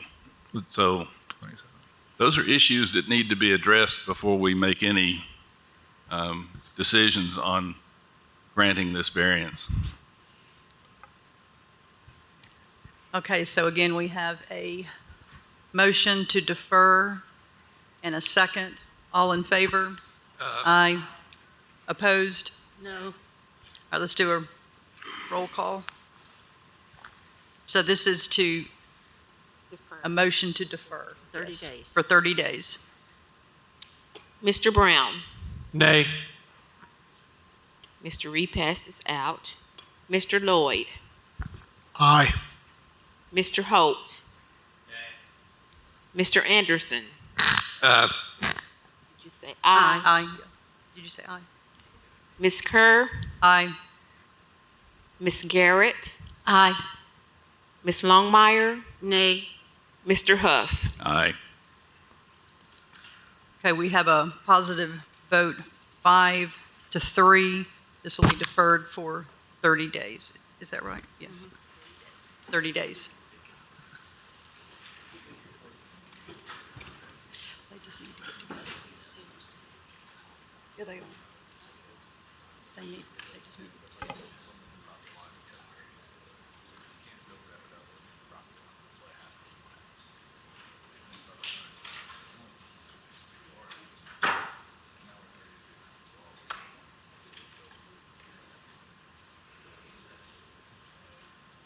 Okay. Item number 4F is a request of John M. III and Barbara M. McDermott for waiver of lot intensity from 1.13 acres to 0.62 of an acre. Property is located at 1627 Stony Point Road, CLT map 85, Group FA, Parcel 003, Property Zone AG in the 8th Commission District. Is the applicant available? Do we have any opposition? Okay, if you would come down. Okay. Do we have any statements from codes? Nope. We have no. If you would state your name and address for the record, please. My name is Barbara McDermott, 1705 Stony Point Road, Knoxville, 37914. If you could give us the reason for your request and any evidence supporting. Okay, 1705 is where the arrow is right there on the screen. And as you can see, 1627 is the one that's got the line around it. We also own the property next to it, which is 1703 and 1707. And we bought all those properties so that we could have a little bit of a buffer with all the trees and isolation. We want to split 1627 because we might eventually sell that property to our tenant. And we want to keep a buffer between our property and that property because we don't want, if he buys it, for him to clear all the property out and then be right there in our front yard. So we have a bunch of trees all the way around us, and we'd like to keep it that way. And we eventually are going to take the portion of 1627, if we get the variance, and incorporate it into our 1705 property. Okay. Do we have any questions? Ms. Longmire. I would like a non-confusing thing. I'll just tell you that right now. My problem is, and I totally understand you wanting to keep the buffer of trees, we don't have the authority to create see a hardship in trees. Now, it may be that if you sold the property and there was a condition you placed on the property or something, but I don't see that we have anything we can do about giving you a waiver to save trees. At the same time, I will say the waiver from 1.13 acres to 0.62 acres, it's in an ag zone. So if you divide that, help me there, please. Codes, you have to have an acre. Yes, the ag zone requires a minimum 1 acre lot size. Could I say something? You may. There is a property next to 1707, lot 1 there. You can see it right on the top above there, 1711. Go up, straight up there. That obviously is less than 1 acre. We can't do anything about that. Well, there are lots of ag lots in Knox County that are less than 1 acre that were lots of records that were created prior to the zoning ordinance being adopted, that were maybe created by deed where we didn't see a lot line was added or removed, by deed. So I don't deny there are lots in Knox County that are in the ag zone or less than 1 acre, but today we don't allow those to be created without this variance. Well, I guess what I'm saying is we have to deal with what's here right now. We can't go back and change what was. Yes. And I agree, there's lots throughout the county that are less than 1 acre, but that was then. Right now, we're dealing with this, and I personally don't see a waiver to protect the trees. It's not that I don't understand what you want to do.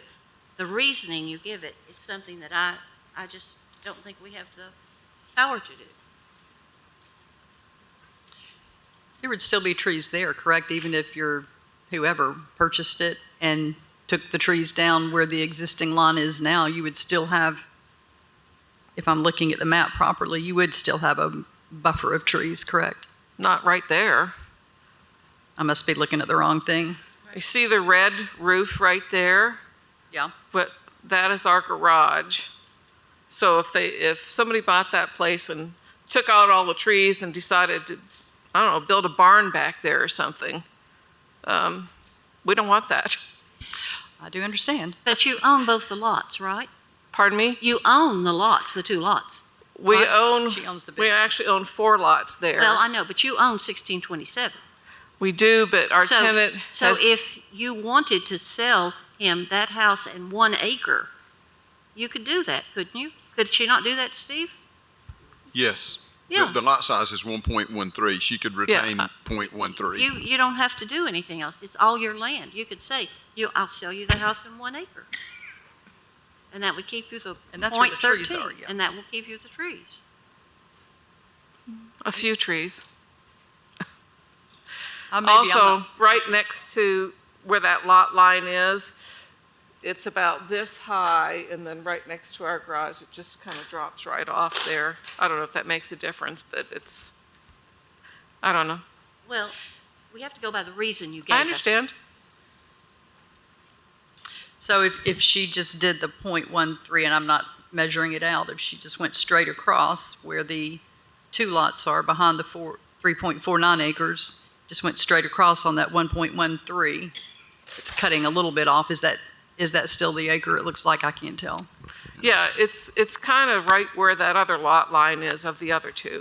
It would be a narrow strip there. Right here. Is this Pretty what you're close looking at there. right here? It would be right here. Yeah. Right there. See? Yep. It would be about right there, which would save some trees. Yeah, that neighboring lot is 1 acre, so.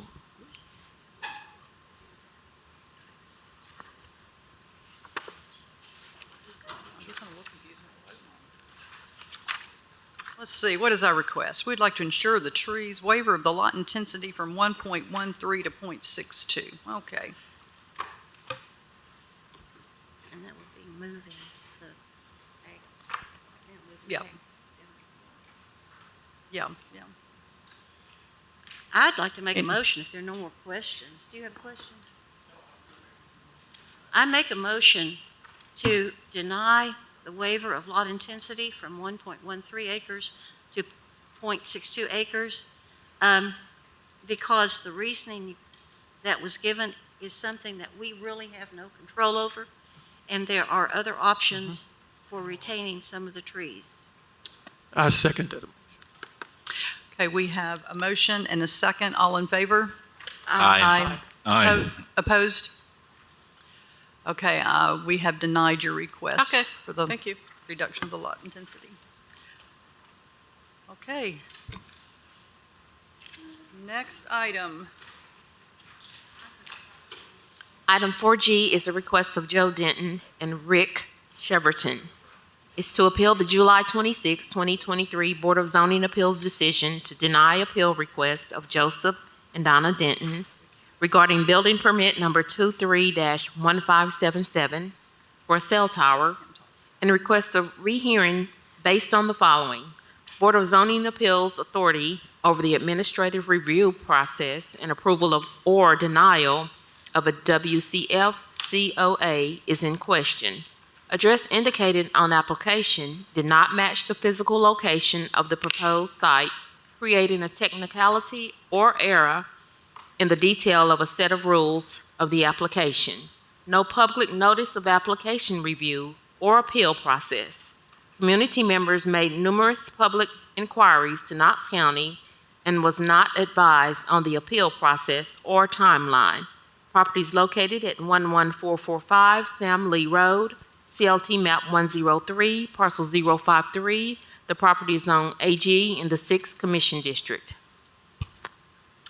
Okay, is the applicant present? Do we have opposition? Madam Chair, I'm Keith Brown, representing the applicant for the. You would come to the mic. Do we have opposition in the room?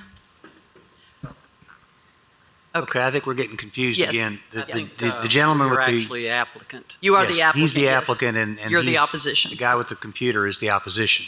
I represent AT&T. Right. Okay, yeah. So you are the opposition, okay. If you would have a seat for us for just a moment. And Codes, do you have anything you want to say? We don't have anything to add. We're here for questions. We don't have Okay. anything to add right now. Okay. Would you like to, I know you gave us a wonderful scenario in our pre-meeting All agenda right. review. If you could repeat that. Okay, well, as I said before, Cell towers are governed in our code by Section 4.92 of the Knox County zoning ordinance. There are, if you look at, I guess it's Section E, in my book, it's like page 88. There's a grid map that talks about what kind of zoning districts, what size, and based on that, what level of review you get. Now, as I understand it, this cell tower is in an ag zone, and it's below 125 feet, which means it would be a level 1 review. So when you turn to 9.42 section G, it talks about procedures for a level 1 review.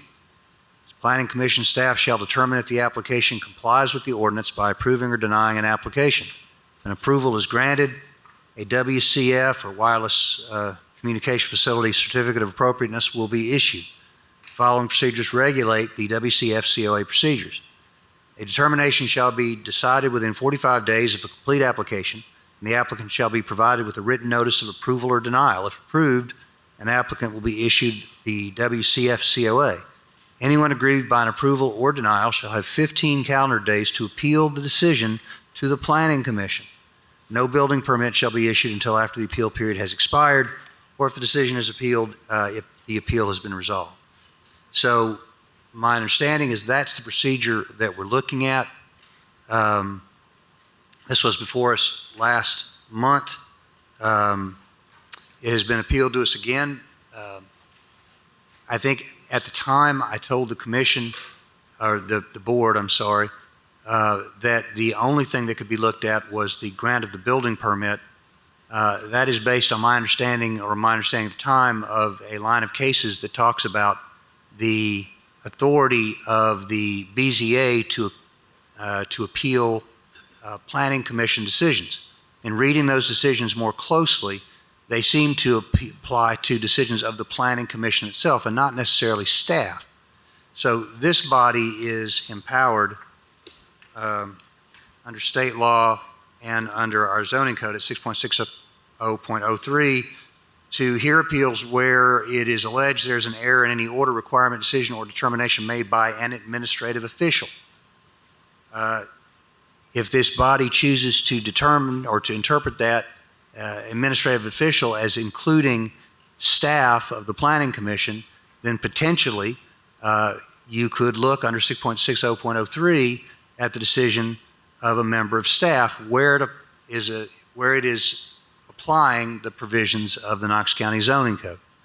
As I told you upstairs, the section that in this ordinance that says that it has to be appealed to the Planning Commission is something you'll have to determine whether or not that takes from you the authority to hear this or not.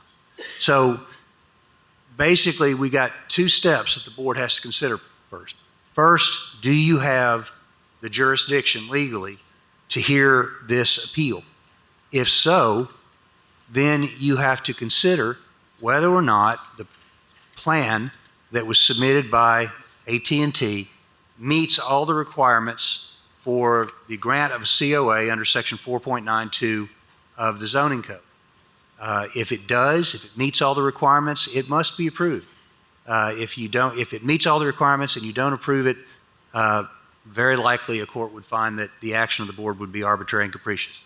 If you can point, and there's evidence in the record to suggest that there is some aspect of 4.92 that it is not met, then you could determine that to overturn the action of the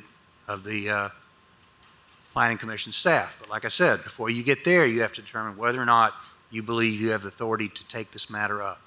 I can tell you that the matter was also appealed to the Planning Commission, and it was determined apparently by the Planning Commission director in consultation with Planning Commission legal counsel that the appeal was not timely.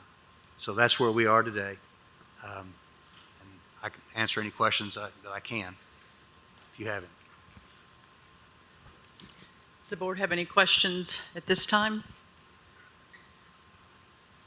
So this was on our agenda last month. So and we've got it back this month. So what's changed? What's different as opposed to from last month to this month that it was? Well, I think from my point of view, I wanted to be more, I guess, how do I put this? I think I may have been too limiting in telling the body what it could consider and what it could not consider, because I was under the impression that as the decision belonged to the Planning Commission, only Planning Commission could hear it. I think an argument can be made that a decision of Planning Commission staff, where it's interpreting the Knox County zoning code, that it could fall under 6.60.03 and be within the scope of the body's authority. Like I said, the limiting provision on that is the language directly in this procedure for level 1 review that says that appeals go to the Planning Commission. So you're going to have to untie that knot. Any other questions? Ms. Longmire? Codes, did they meet every requirement for the building permit? Was anything not met? For the issuance of the building permit, we get the COA from planning. We review that, and then from that point, we only review the structural drawings of the tower. So when the site plan comes to us, it's been approved by planning and a COA issued. So I would say yes, we wouldn't have issued a building permit had they not met all the requirements of our process. I'll ask the same question of planning. Was everything, every T crossed and I dotted? Yes. And I would also ask, Yeah. State your name louder. my name's Lindsay Crockett. I'm with Knoxville, Knox County Planning. Yes, they did meet the application requirements and the standards for a wireless facility in this zoning district. And I'd add that as part of this review, planning staff do coordinate with county code staff in advance and send them along and say, hey, do you see anything here that looks like an issue to you guys? We wouldn't want to issue a COA for something that wouldn't receive a permit. And there were no issues identified in that preliminary review either. Thank you both. I have a question, and it might be preliminary, maybe a little too soon, but it's bouncing off last month.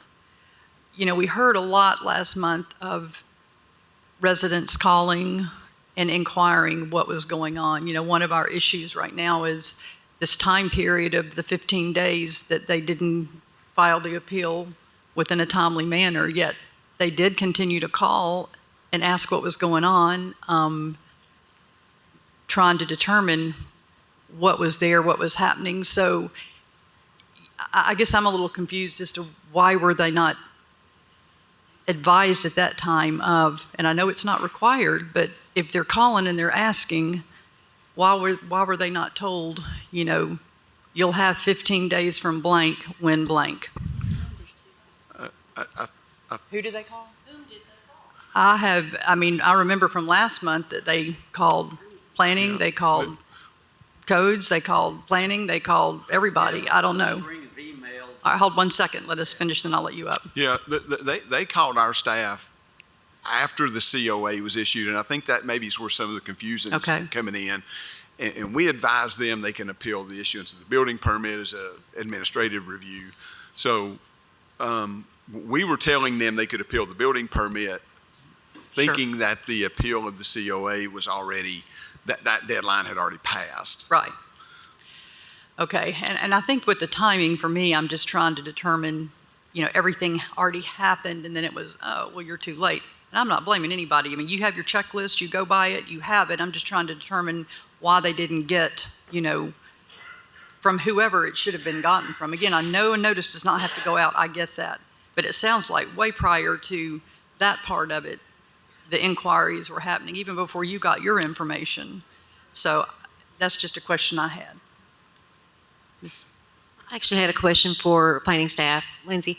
So when you issue that approval for the COA, what happens to that application?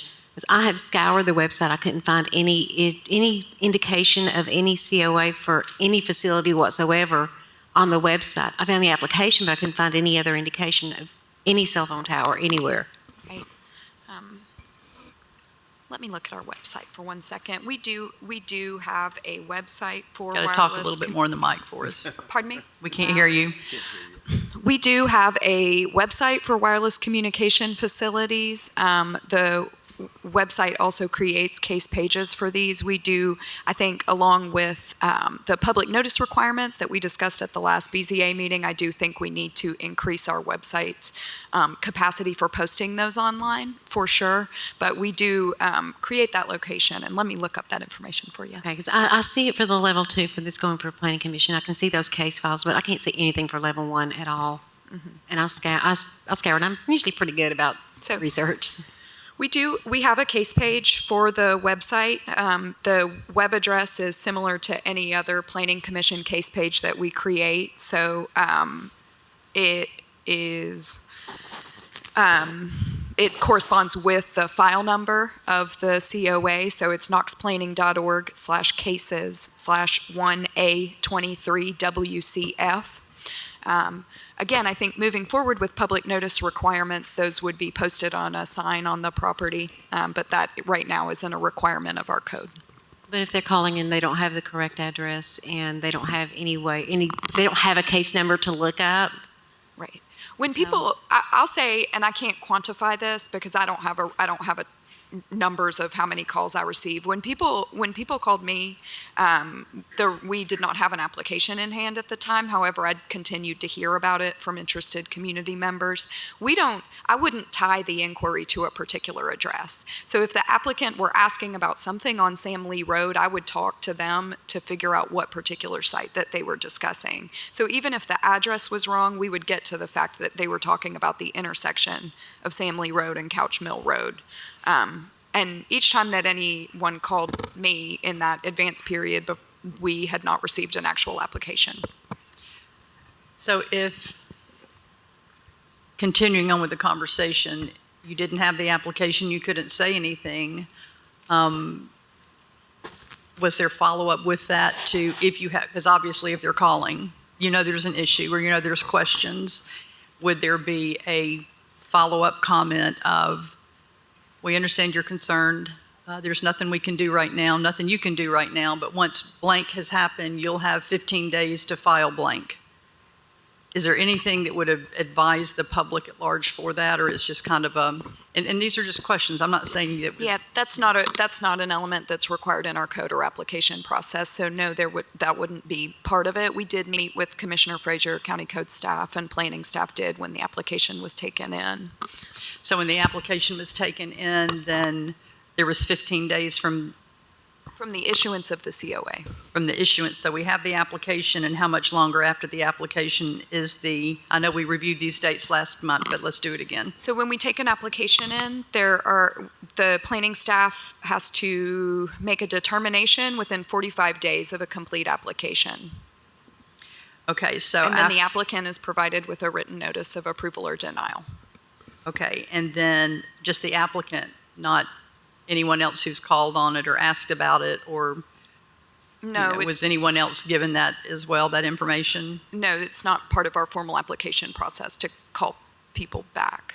Even if it's been requested or asked about or something, I mean. Well, I mean, I guess it could be. Okay, so the application is filed, you've got the 45 days, and then from the time the application is approved? Pardon me? From the time the application is approved, then there is a 15-day appeal period. The 15-day appeal period from the day the application is approved. Correct. Okay. Okay, does anyone else have any questions right now? Okay. Now, if the applicant would like to step forward and state your name and address for the record.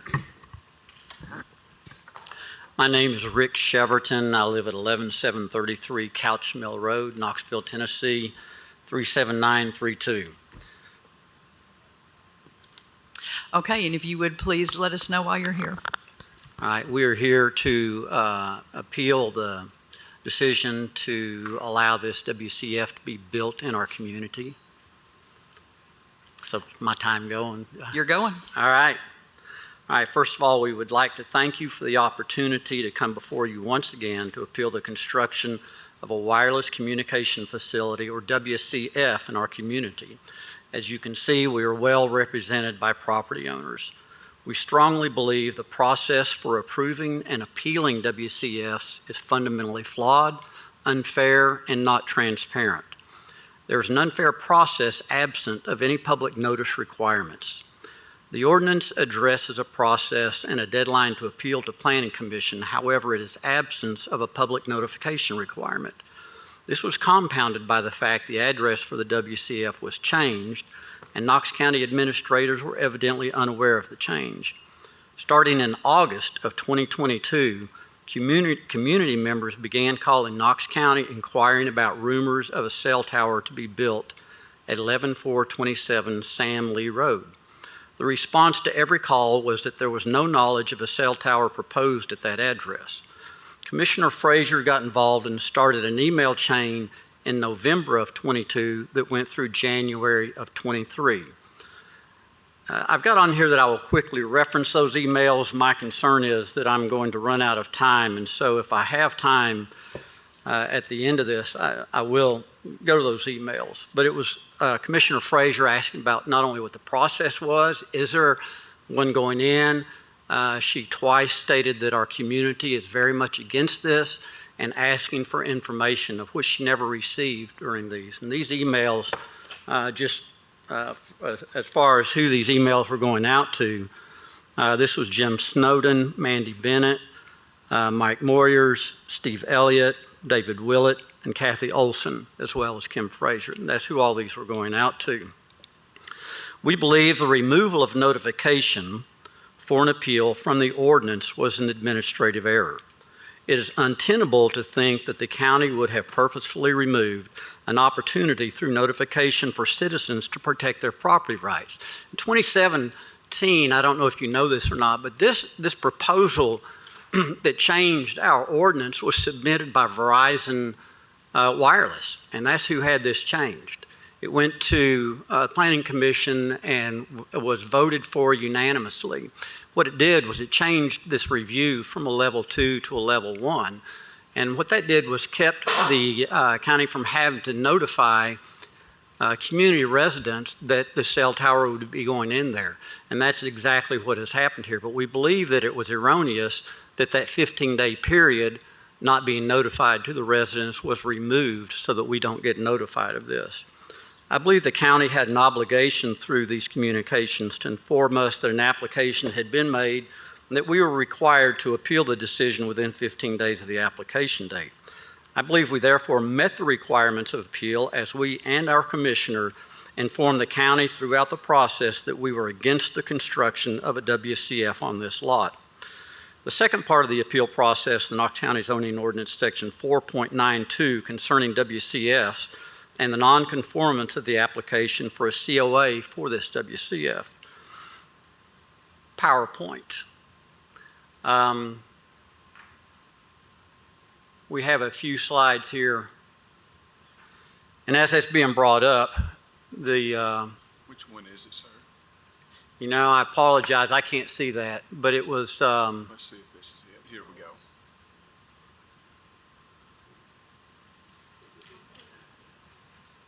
See if it's this one. And I'm sorry, I actually didn't know there was... Okay, here we go. This is good right here. All right, as you can see by this slide, the WCF is proposed in the center of a residential community. This area, I don't have a pointer, but if you go, right there is the cell tower. If you go across the street from that, the large wooded area on that other side is currently being developed for approximately 200 homes. The owner of that development is with us today. He's investing approximately $150 million in this development and is adamantly against the cell tower. He also happens to be the vice chairman of the Planning Commission and was unaware of the 15-day appeal process.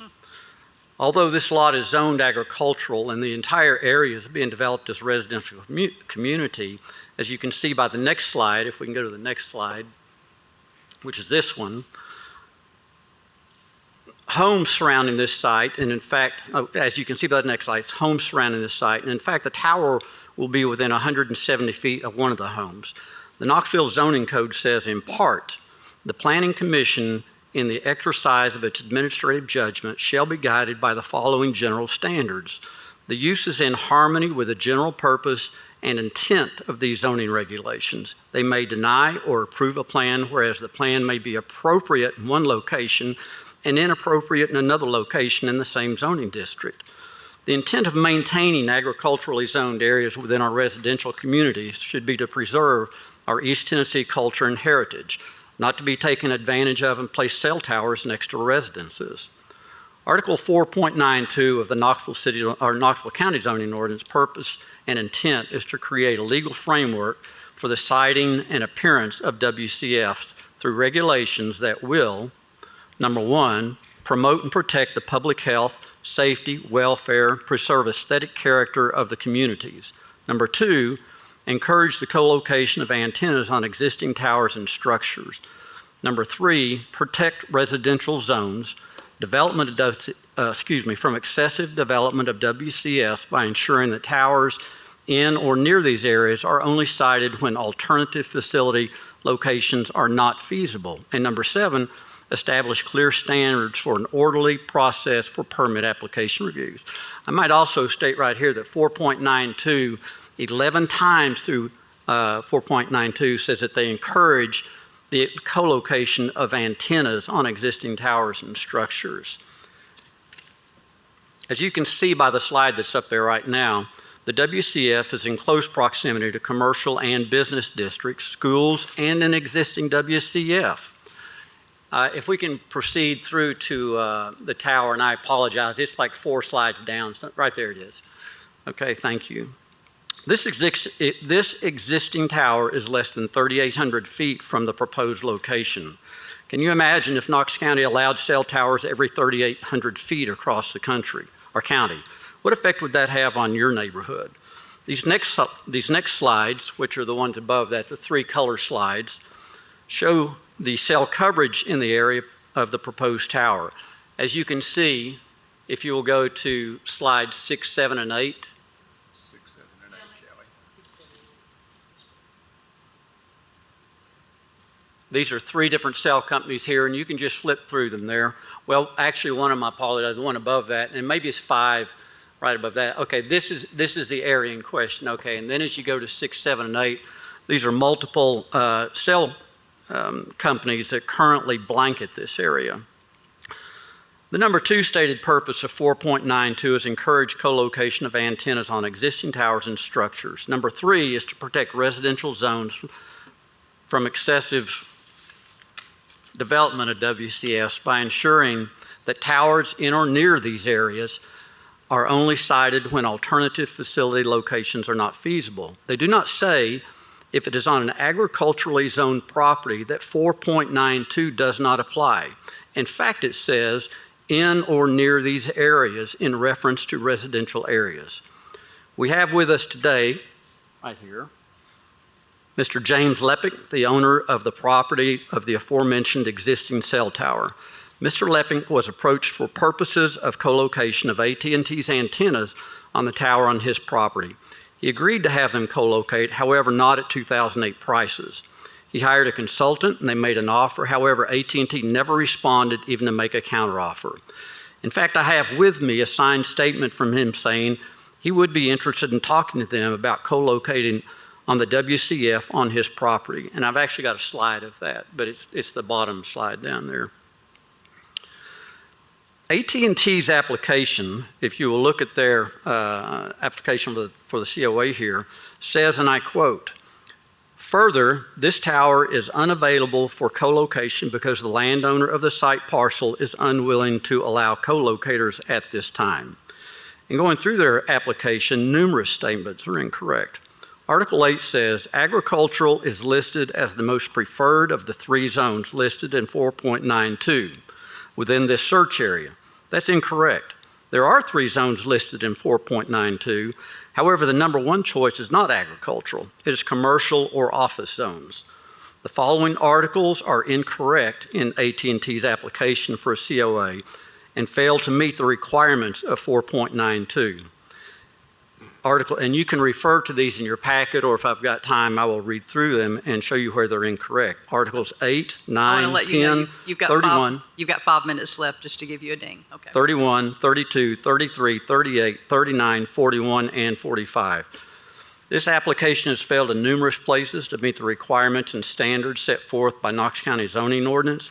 Based on that alone, our appeal should be approved. The applicant agrees in their application they wanted to co-locate on James's Tower, so it's obvious the existing cell tower was originally in their search area. However, they then moved their search area and said there were no FCC-approved towers in their search area. Actually, if they would move their search area slightly, it would not only take the existing cell tower in, it would also take in commercial and business zones, both of which have preference over construction of a new tower. In closing, I'd like to bring up the obvious.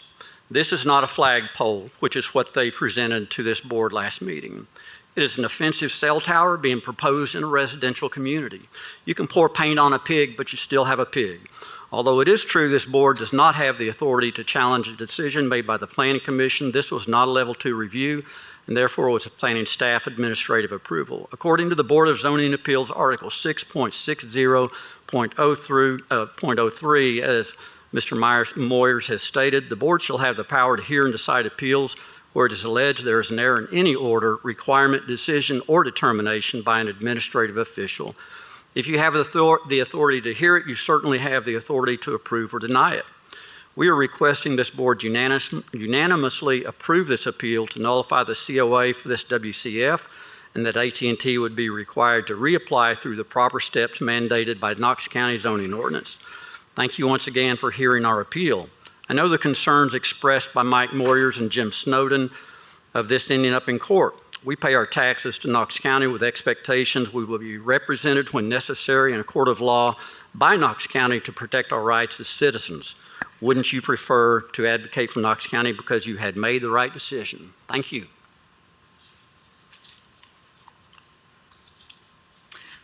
Does anyone have any questions for the applicant?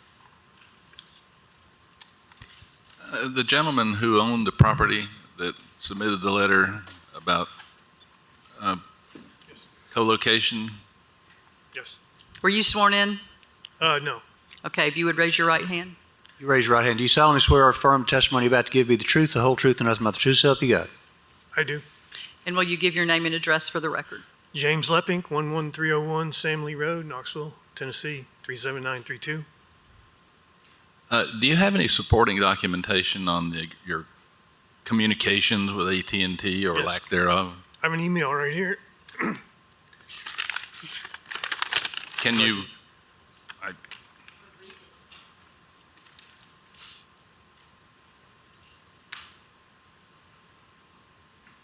Thank you. Okay, it's from Shivel at toweradvantage.com. Good evening, Matthew. I spoke with the landlord regarding our call on Friday along with Eric's email below. He stated that he is and has always been willing to work something out with U.S. Cellular, but not based on the economics from 2008. If U.S. Cellular wants to provide a counteroffer, I am happy to present it to my client. As we discussed, if U.S. Cellular is willing to disclose the gross revenue associated with each proposed sublease, it will provide the landlord with a basis regarding whether his requested amount is reasonable. And this is from the president of Tower Advantage. That's correct. That's the company I hired to negotiate a cell tower contract. Okay. Or the co-location. Is this the extent of your communications with AT&T on this issue? You have anything else besides this email? That was just, no, we were in contact with a company that U.S. Cellular hired to do the negotiations. There was a lot of back and forth as far as that goes. This email just shows that, yes, I was willing to try and negotiate a deal, but AT&T did not want to try and negotiate anything. Was that your only copy? Can we have this for the record? That copy you gave us? You can have that, Or do yes. we need to go get a copy? Okay. Thank you. And this might be, what is your property zoned? Agricultural. Okay.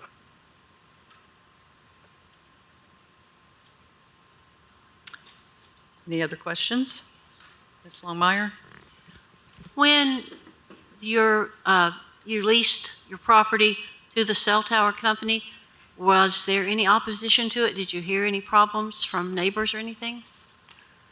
No, I don't believe there was, I don't believe there was any opposition to it at that time. Okay, and what, Can I speak what to was, that just a second? wait, just one second. And what year was that? 2008? 2008. And sir, did you want to add something? Well, only that in these pictures you can see that the cell tower on his property, A, is 200 feet tall as opposed to the one they're proposing is 100 and something feet tall. Also, if you'll notice, you can't tell very well, but this is back in the woods. It's set way back as it properly should be on, a piece of agricultural property or whatever. So There's not much development around my property, just a few existing homes. And I would like to point out, anytime a cell tower's been built, there has to be landscaping. There had to be plants, bushes, trees planted. yes, ma'am. If you will look at this picture right there, Yeah. they did plant trees all around this. All the trees died. And so James called them. They came out there. They cut them all down, said they would come back and replant them, which they never did. Okay. Also, the access, they are supposed to take care of the access, which they also don't do.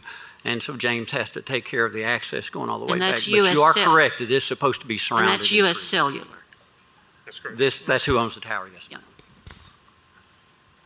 Yeah, they've done absolutely no maintenance whatsoever. I was thinking what we had seen last month was the landlord had to take care of the, That's likely not going to be an issue here because AT&T's pushed all the maintenance and maintenance requirements off on the landlord. They're required to maintain the landscaping for potentially 90 years. Yeah, actually, that lease is, I believe, written in 5-year increments. Yes, the first 5 years plus 17 5-year automatic renewals. Determined by the tenant, not the landlord. out of curiosity, I've been noticing cell towers a lot more since last month. And one of the things I was looking at, it looks like there's areas you can just like climb it. You can climb, like their hooks or their pegs or something that you can climb the tower. Can you do that on yours? You mean? Does it have pegs on it you could climb? Yes. Yeah. Just seems kind of, I don't know, dangerous. I mean, I know they have to climb, but I'm thinking of kids. That's what I thought of when I saw it. I thought, I can see these teenagers climbing this tower. I just don't know why that came to my mind, but it did. I'm not climbing. I was just curious on that. Okay. Yeah, that's how they access the antennas and how they maintain them. Yeah, I thought so.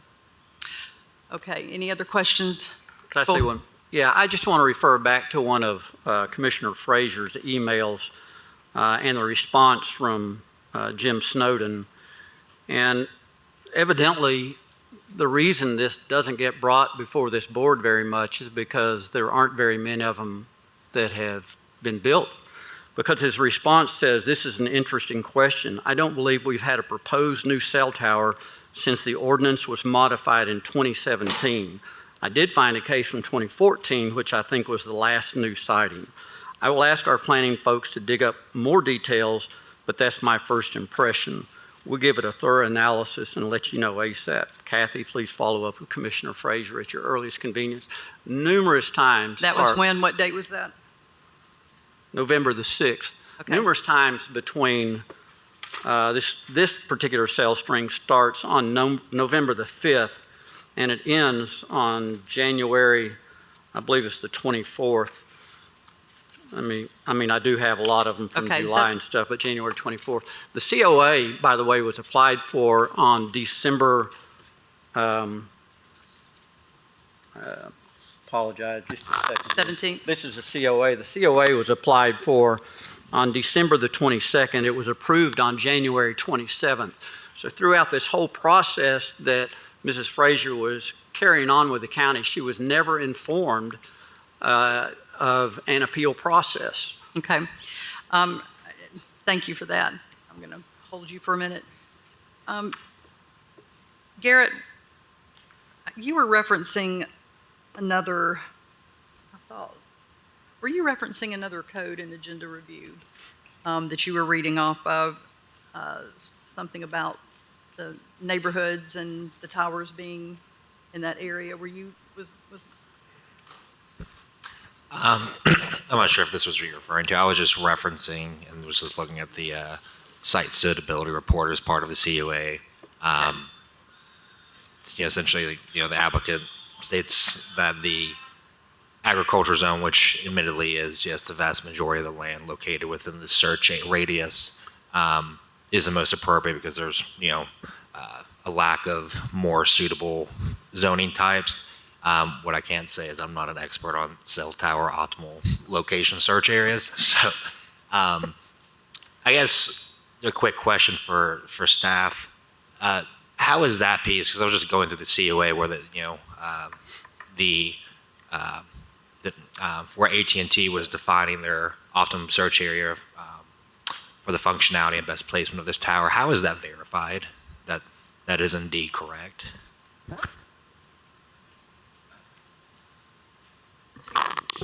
You're asking how the search ring is verified? Yes.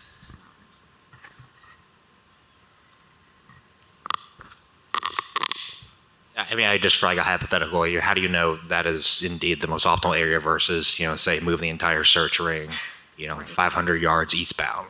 Yeah, that's a good question. Which the search area obviously was moved when they couldn't co-locate on James's Tower. They moved the search area. well, they could have, but they just didn't want to pay. That's correct. So they Current moved the pricing. search area, and it conveniently doesn't include that tower, nor does it include the commercial and business zones on Hardin Valley Road, which are the number one preference in 4.92. Okay. While they're waiting. While she's looking that up, Miss Garrett. Okay. I just need him up here. Mr. Lepic, you come up here for just a minute and sign this paper.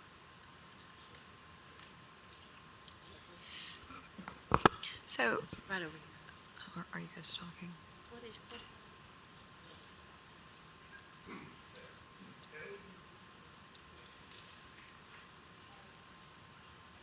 Thank you. Thank you.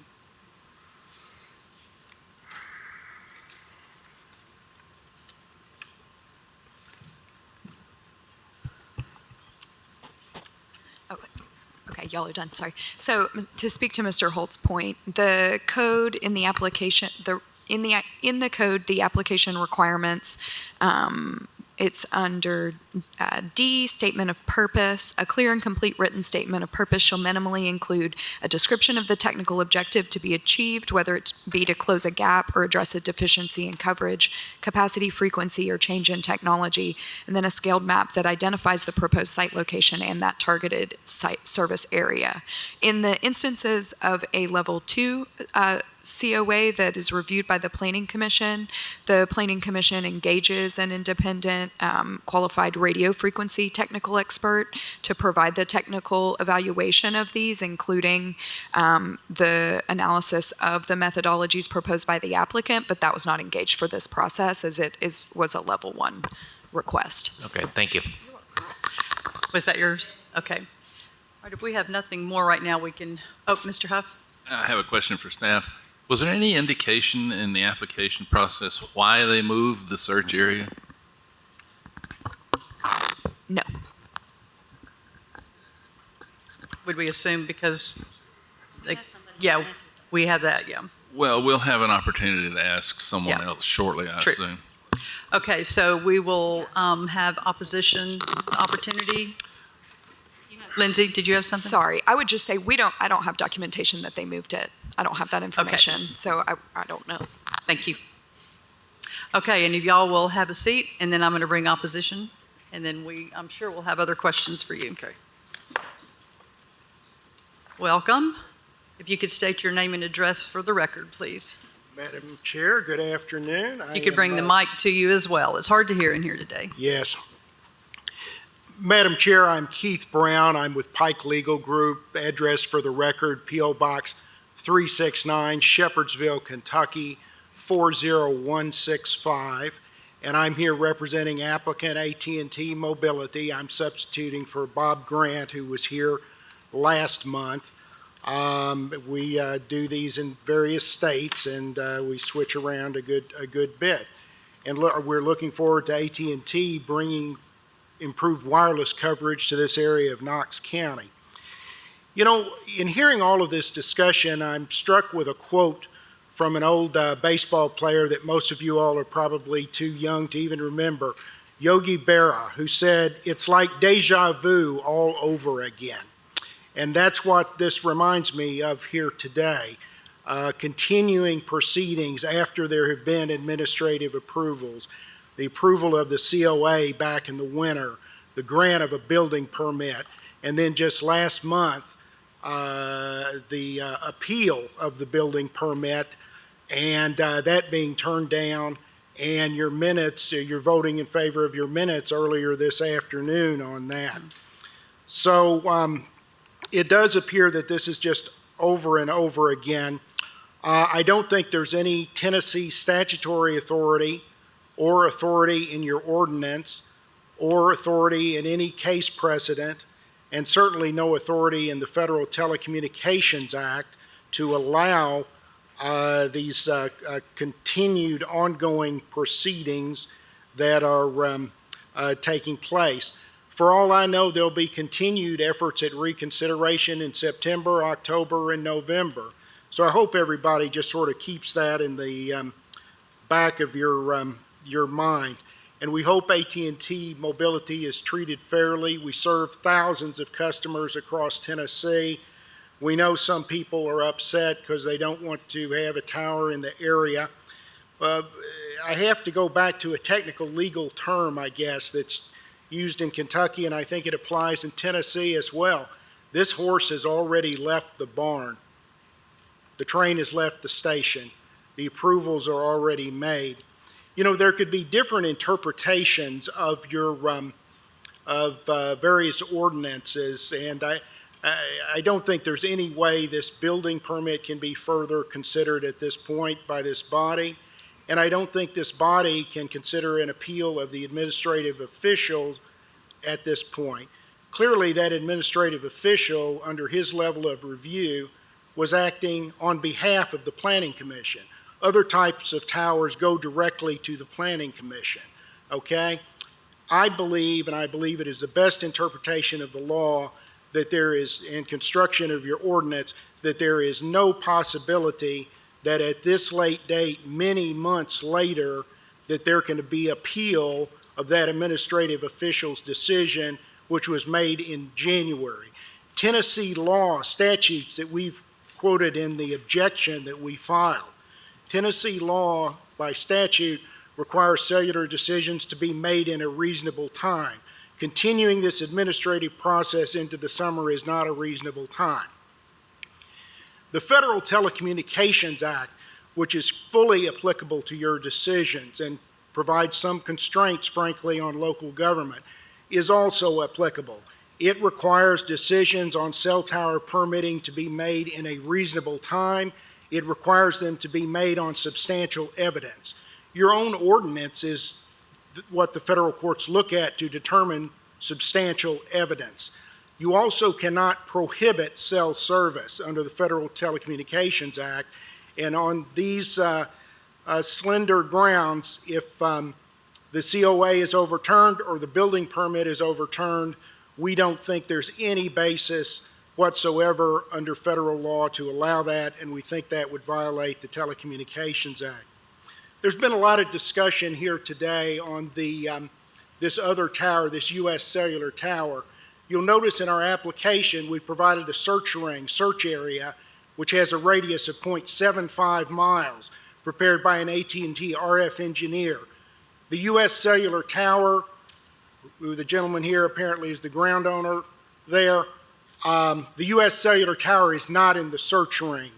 Okay, that's what we filed in the application. All this discussion of there was another search ring previously or certain people were looking at other towers and talking to people, that's all speculation. The application included the search ring of 0.75 mile radius. There's no other tower in that area that's tall enough, or even any other tower. There's no 15-story hotel or office building to put a tower on. So to meet the significant gap in coverage, we needed to go in this search area. We found a location that meets your regulations, and it also, it also, as I heard planning staff say earlier today, it meets the regulations. So I've got a few slides, and staff was kind enough to say I could plug in here. Thank you.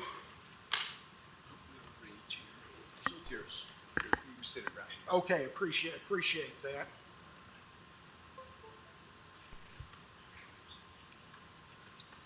Appreciate the board giving me just a second here to plug in. Okay. All right, the site is called Sam Lee. We complied with all your procedural guidelines. We think we've met all the requirements of the ordinance. And in particular, I want to say, do not blame us for disagreements you have with your own county ordinance, okay? The ordinance was not passed by Verizon Wireless, it was passed by the county commission. There are counties and cities all over this state that have different types of notice requirements, types of hearing requirements. Some of them require letter notices to everybody within 500 feet. Some of them require certified mail letters to everybody that's an adjoiner. Some of them require newspaper publication. Some of them require multiple signs being placed on the property, and many of them don't have the delegations to the administrative official. They have either the BZA or the Planning Commission making the decision. And your county commission is free to adopt an ordinance like that that would apply to other towers in the future, not to this tower. We did all any applicant could do is comply with your county requirements of Knox County. If you're a cellular company, or if you're a local business person trying to put in a car wash or a dog kennel, you should be able just to look at the local ordinances and decide what you have to do to make an application. That's what we did. Now, I put on this side all kinds of law that counsel for the board and I could talk about all afternoon, but we don't think you have the ability to overturn that Planning Commission decision. Certainly not at this late date, and we don't think you have the ability or the authority or jurisdiction to overturn that building permit either.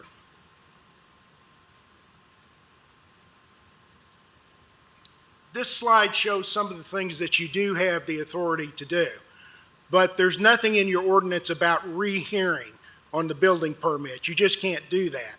And the whole idea that's come up today, the idea that you're going to have an appeal of a certificate of appropriateness after a building permit is already approved, I think that's absurd. Administrative law does not work that way. A building permit means you're ready to go, okay? And we hope to build this tower soon, and we hope to provide service to Knox County.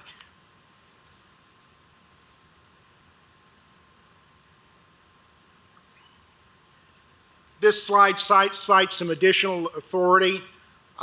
We've got our permit. We think this law fully supports us. This idea that the address is somehow problematic, I don't believe that has any merit. A new E911 address was assigned to this site property, and that's what we have to go by your local regulations. As we've said over and over, we've complied with your local ordinance. We obtained the certificate of appropriateness.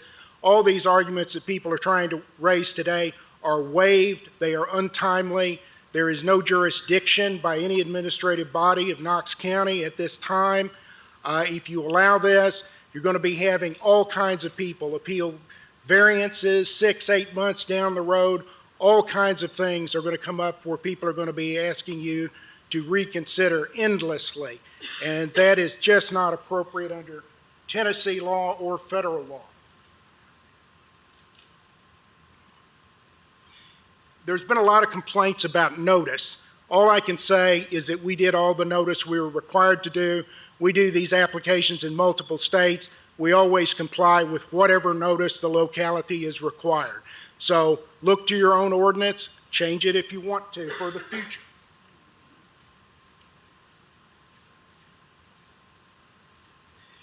We think the opponents have had a lot more awareness of this application than perhaps they're trying to let on.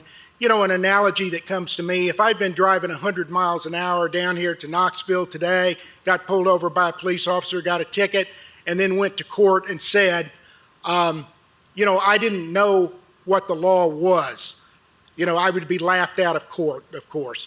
The problem is for these people is, for good or bad, they are bound by what the law is. And notice was not required to be sent to them. In fact, though, they could have known about the appeal period by just looking at the county website and your ordinance on the county website. It has the 15-day period. They just didn't want to hire attorneys, didn't want to do the appeal, just wanted to wait and wait and wait. It is all too late. You've got 11 minutes right now, so you have a few more if you want to keep going. Great. We'll have questions, and you can save if you like. I will try to reserve any rebuttal time, and I'm available for questions. And I ask you to deny this appeal and deny any reconsideration or rehearing of the building permit. Thank you.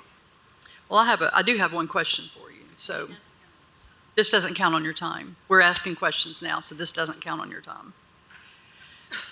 So if last month we had approved the request, would you be back appealing that? Would you appeal that? If we approved what they asked for last month, would you not appeal? If you, as a board... Just yes or no. If we approved what they asked for last month, would you appeal? I would not have done a motion for rehearing. I would have likely filed you wouldn't in have federal accepted. court. You would have I tried filed something in federal else. court. Okay. Or state court. They had the right to come back if they wanted to. It's okay. This is a situation that I understand what you're saying. You've done what you're supposed to do on your side. I get that. And I think that you know it was a situation where we've done what we're supposed to do. I understand you checked your boxes, and I have that. And I'm going to go back to the question I asked before. Last month, if you did everything you're supposed to do, this is our commission, it's our zoning, it's our this. Why not let them go back now and say, you know what, go ahead, we'll give you your 15 days now. Why don't you give it to them now? Who knows what will happen if they had that 15 days? We don't know what it would have been. Why don't you make an exception? Can an exception be made for that? Could that be done? Why not let them do that? Well, we don't know that AT&T can make an exception to an ordinance. And the ordinance is, to me, the law is very plain. We're trying to provide wireless service to Knox County. No, we understand what you're trying to do. Yeah, we understand that. And we would not, to be frank in answering your question, we would not agree to have granted them any waiver of the appeal period. So, okay. All right, Mr. Huff, or Mr. Holt, you go first. So I, along with everybody here, obviously, was here last month and voted the way in which we did. I think there's been some new information that's come to light, and it's obviously a little bit of a complex situation. And I think I'd be the first to say that I think when the ordinance was changed by commission a number of years ago, this was, a gray area that has, caused something to, quote unquote, slip through the cracks in some people's opinions. And from my understanding and Mr. Moyer's, communication to us last month, our jurisdiction is to be able to rule over the appropriateness of the issuance of the COA and building permits. The only issue I could potentially find in doing so is, looking at the applicant's defined search criteria, based on what they planners communicated to us, there was no verification of any sort by us by planning and staff that that was indeed an accurate and true search criteria in radius and range. So I don't necessarily feel confident in, and it just seems a little strange to me because, you look at it as a large mass of agriculturally zoned parcels, which are the next to last preferred location above commercial and industrial parks, and potentially co-location, as has been mentioned. And it very well may be the case that, we're a third-party radiographer, hopefully I was using that term correctly, to, could verify that, the applicant's search radius is in fact what it is, and there are no more appropriate properties. But the way it appears to me is that I don't know if that is the case. We have not verified that. Staff did not verify that. And potentially there is a reason that we could say that the, COA was misappropriately given to some extent, although it is not defined procedure for them to do. They didn't do it incorrectly by not following written procedure. There is, I think, a human element there that says, hey, maybe this is something we should have verified, not just take someone's word for it, because all we have is that they said there was a search criteria and their internal employee said that was a search criteria. We did not verify that. And were it to be, slightly altered, perhaps the said cell tower that could be co-location could be achieved on would be in it, or some of the commercially zoned or industrially zoned parcels that are slightly eastbound of the proposed radius that currently was in the application. Thank you. Mr. Huff?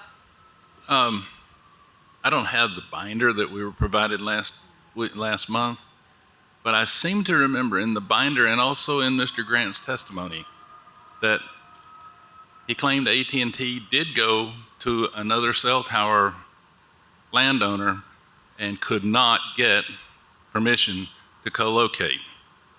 I want to know, was that tower the one that we were speaking about earlier, the gentleman behind you? If it was, I'd like to know why AT&T said that he was unwilling when he obviously says he is. Well, all Mr. Grant and AT&T can rely on is their own subcontractors who indicated that their contact with whoever it was for that other tower, I think it's a U.S. Cellular tower, and there could have been contacts with a landowner or with someone at U.S. Cellular who may be the tower owner. Whoever it was said it was not available. At the same time, our RF engineer tells us it's outside the search ring. So you may have some conflicting evidence, but all we knew at the time was that it was not available, and the COA was issued long ago. And now we're getting testimony from someone who says it is available at this date. So do you have correspondence that indicates that what you say is in fact part of the record? Well, our site acquisition report, which was filed in the record, says that the tower was not available. And that was the signed site acquisition report. So do you have correspondence from the site owner that says, no, you can't co-locate? I do not have the correspondence. I have a report signed by our contractor that we filed. But I agree. I don't have correspondence from that owner with me at the time. To me, it's irrelevant. It's outside the search ring. So if you say it's outside the search area, why would you even approach the man if it's outside your search area?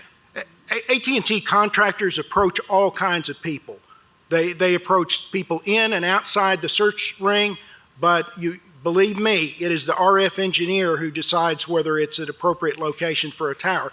They're probably talking to people all over Knoxville trying to find options, trying to find who might be interested. But ultimately, this U.S. Cellular tower is not in the search ring, so it's irrelevant to your decision. So in the COA application, when AT&T stated that co-location wasn't available because the property owner wouldn't allow co-location, that's an incorrect statement? No, I'm saying that was a statement signed by the contractor who signed the site acquisition report. I'm not saying it's incorrect at all. I'm just saying at the time that's what we were informed of. That's what we thought. But to me, I have some skepticism about people coming up now now here in August and saying, oh yes, it's available for co-location. This is August. This process occurred late last year, right? And then the COA was issued in January. So I'm not just willing to accept that it's controlling on your decision that someone comes up here now and says it's available for co-location. The best information we had then was that it was not. And it's also outside the search area, so it's irrelevant to boot. Why'd you ask? So why did you ask? And if it was outside the search area and irrelevant, why did you put it in the COA application that it wasn't available? Well, I think sometimes that's done just to show we're turning up every stone. We're turning over every stone to find something, but of course it would still have to be approved by the RF engineer. You know, the RF engineer is not out there talking to these local landowners. That's a site acquisition contractor, like a real estate type person. So, you know, it just shows that we're looking everywhere. But for the purposes of where AT&T could locate a tower to meet the significant gap in coverage, which is the key thing under the Federal Telecommunications Act, the radio frequency engineer search area determines where the tower can be located to provide the coverage. Well, at best, that information in your COA application was misleading. I would say it's actually a false statement. And I don't know how to deal with false statements on applications like that other than to say that that is an error. With due respect, sir, I view it as a statement that's our best statement of our site person at that time. Someone may be coming up here now and saying that they would co-locate. I don't know whether the prices was some outrageous rent, like, I don't know, $20,000 a month that would be way above market or something. That's just not feasible, okay? So there's all kinds of little issues that go into whether a tower is really available for co-location. There can be issues of structural aspects of the tower, but it's outside the search ring. It's not where we chose to go. We're not required to go outside the search area, and that really is what is controlling on your decision. Yes, I would like to say something about finances. First of all, a owner who may be unwilling to relocate may be unwilling to relocate at 2008 prices. I'm looking for a new car. I would love to get it at 2008 prices. They no longer exist. It's quite a bit more now than it was. So to say the owner was unwilling to relocate, it may have been unwilling at a price to relocate. I firmly believe that companies like US Cellular and AT&T are in the business of making money. They're not going to put things where they're not necessary. I have heard many people, me included, saying, I wish that so-and-so place would have cell service. We live in a place that is not conducive to cell service. We have hills and we have valleys. It's very difficult. And anybody that complains about cell towers needs to give up their cell phone, because the only reason you have a working cell phone is because there are, and I will agree, ugly cell towers around. There's two not very far from my house. But because I live in a hilly area, and people say, well, put it on the top of the hill. Well, that spreads out. Those of us in the valley don't get that service. I have dealt with cell towers, and I will say this, when I was on the Metropolitan Planning Commission, we had many people, nobody ever said, please come put a cell tower in my community, unless they did not have cell service. You talked about a brand new subdivision going in. Those are people that are going to want good cell service. Good cell service means you've got to have a cell tower. But more importantly, the plan staff and our people in codes that we depend on said every T was crossed, every I was dotted. We do not have the authority to tell them they're wrong. We don't have the knowledge to tell them they're wrong. We have codes that were written. We have things approved by county commission. We don't have the authority. We have sympathy. We understand why you might not want a cell tower in your neighborhood. I don't like them in mine because mine's one of the big metal ones with the flashy light on top. But in order to have appropriate cell service, not just for my telephone calls to my sister, but for emergency calls, for the fact that the federal government wants to have an all-in-one emergency message that goes out to us. If you were a week ago Monday, in that storm that hit in West Knoxville, I was on 75 going to Lake City, so I can tell you firsthand what it was like. My phone was going off. Severe storming area, take cover. That's what cell phones are for, and that's what cell towers are for. I am sorry you don't think it looks pretty. I would prefer that they were put on a tall building, if you have a tall building.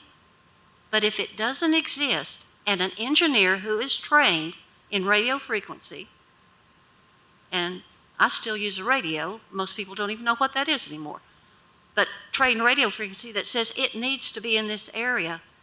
It's sort of like going to the doctor. The doctor says, you have the measles, and I'm saying, I don't like that definition of what I've got. I think I've got something else. At some point, I have to trust a professional. And that's my preach for the day. Thank you. Who is next? I think, Ms. Garrett. I have one question for the attorney, and then I have one for Mr. Cheverton. The email that we just received was dated in June of 2021. So at that particular time, they were willing to co-locate. So I don't know. At their price. At their price. I understand that, but like you said, you can't get a 2008 car. You can't get a 2008 prices for a new car today. So I understand, but apparently you all weren't willing to negotiate. And then I had a question for Mr. Cheverton. If it'd be appropriate for me to try to answer that, I didn't receive a copy of the email. Hopefully staff can email it to me tomorrow or get me a copy or something. But the fact that there were just some discussions in the summer of 2021, is that where the email is, 21? Okay. End of 21. The application for certificate of appropriateness was filed in late 2022 with the RF engineer search area. That is what is determinative. The fact that over a year ago there were discussions, who knows if that was for a different search ring or something else, some other purpose, but that's long in the past.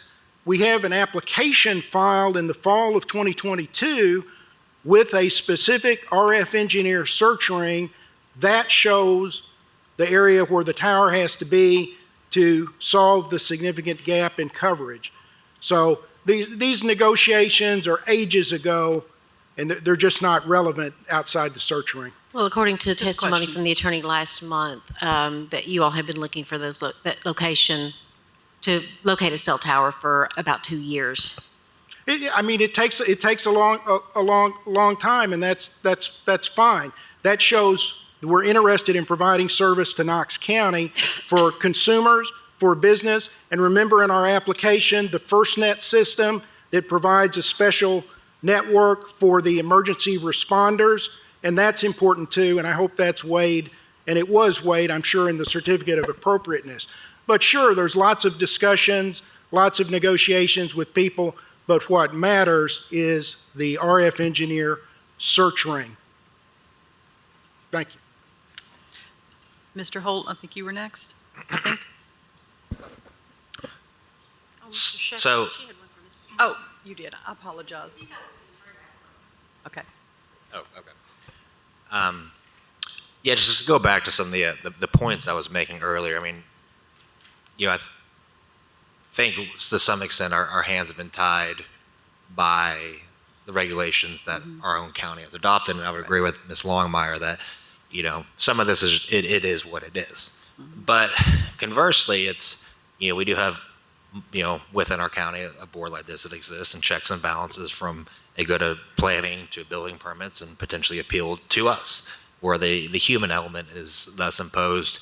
And, I think my one worry is, and this is where I would disagree with you, Ms. Longmire, is yes, they have an expert as provide us an opinion, but all this is in the applicant's best interest, not necessarily the best interest of the residents of this county. And I'm all for having self-service. And if in fact this is the best and optimal spot and the only spot, then that is the harsh reality that people have to deal with. But I can't necessarily sit here and feel confident that it is.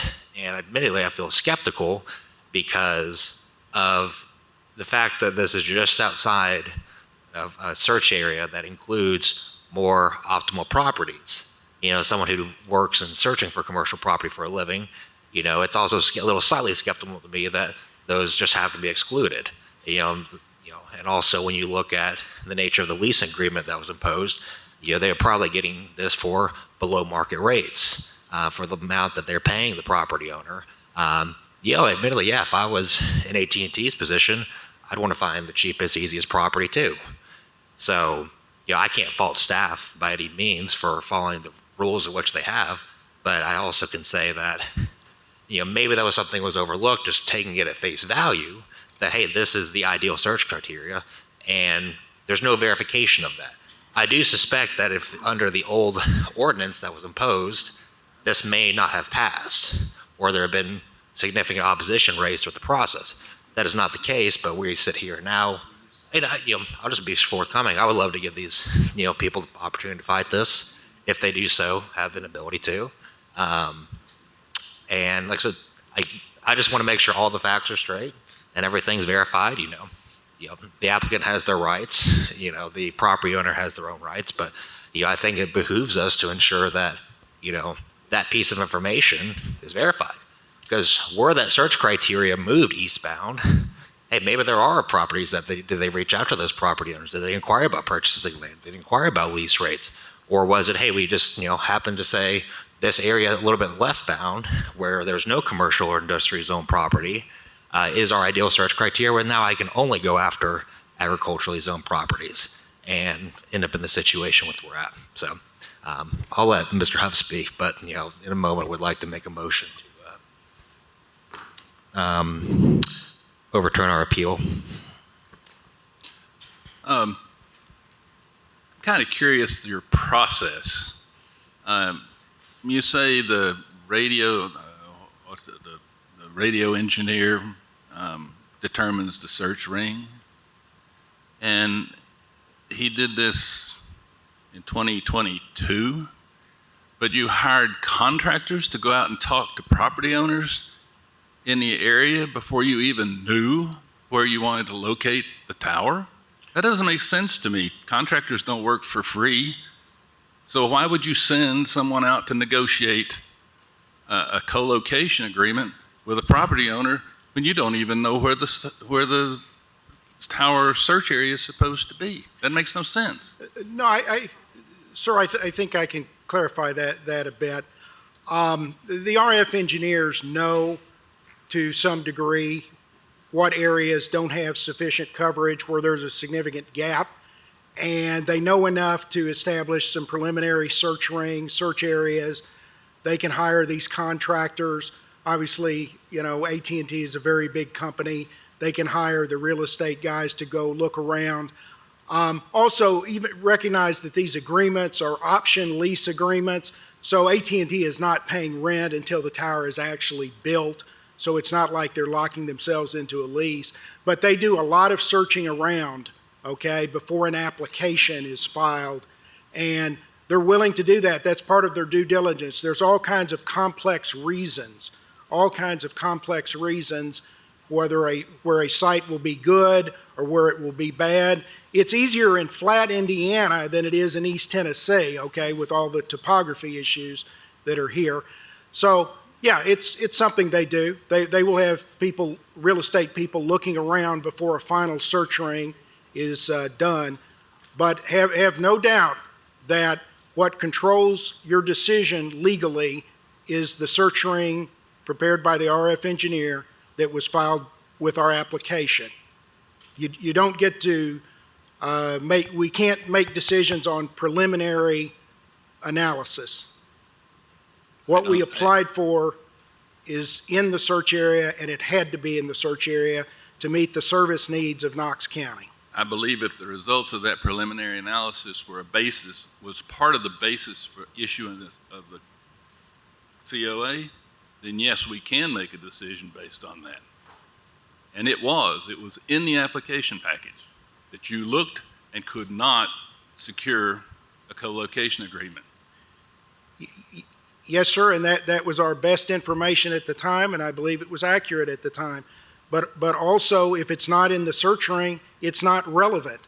So you couldn't have denied the application legally because we didn't co-locate outside the search area.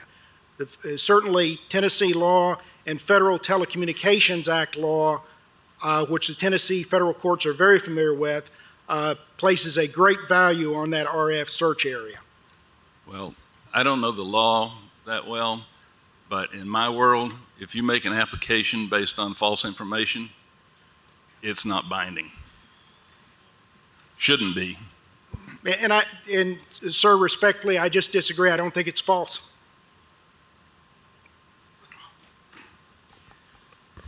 Go ahead. I had a question for Mr. Cheverton. Yes, ma'am. What articles in the application were incorrect? I appreciate that. And this comes back to your concern also. As you look through here, and I mentioned one of them in number 8, where it says none of the above referenced locations were available for tower location. Actually, there was one that was the tower that they spoke to James about.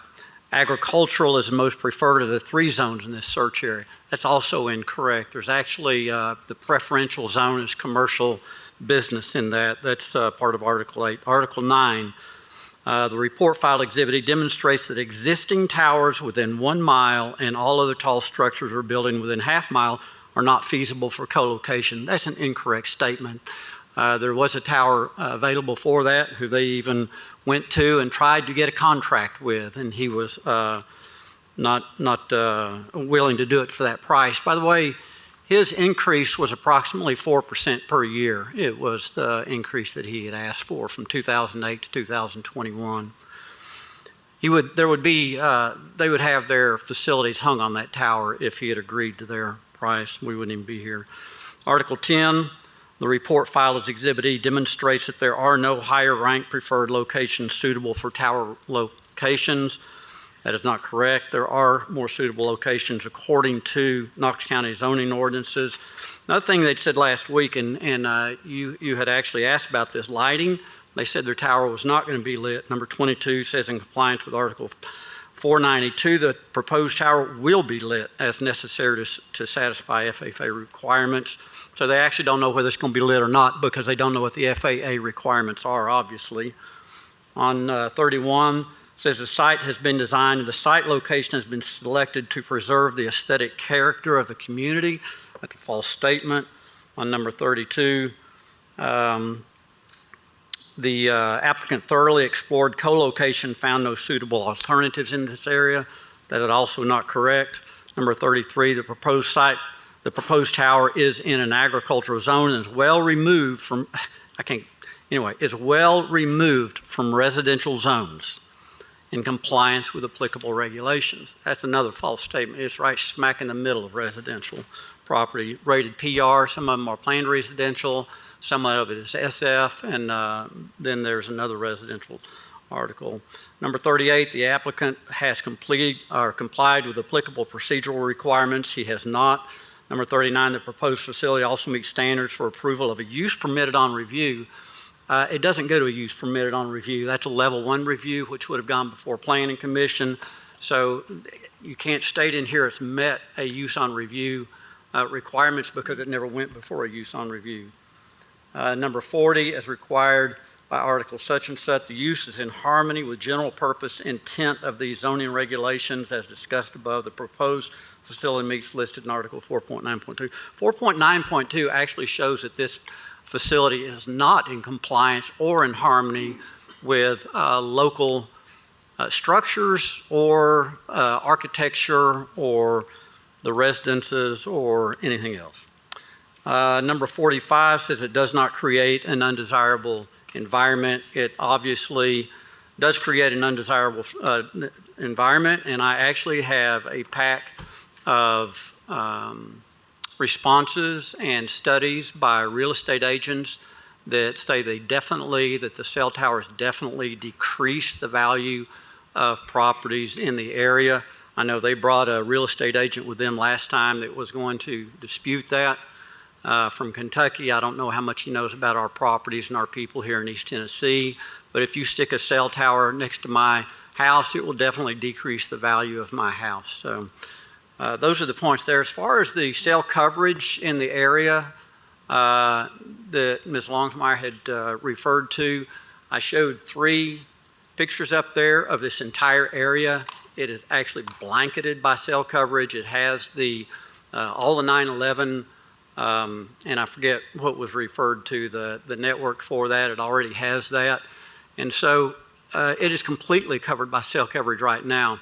Actually, what I haven't seen in either the application or presented by AT&T is where it's lacking in coverage. And the only thing I can imagine is that it's possibly lacking in some amount of coverage for AT&T, which makes this strictly a financial and a competitive move to get the tower into this area, because the area itself is completely blanketed and has complete cell coverage. I hope that answered your question. It certainly did, and you answered my other one too. Thank you. Thank you. Do you have something, your I lights was going to on? make a motion. Okay, go ahead. Yes, you have more time. Come on up, come to the mic. How much more time? I apologize.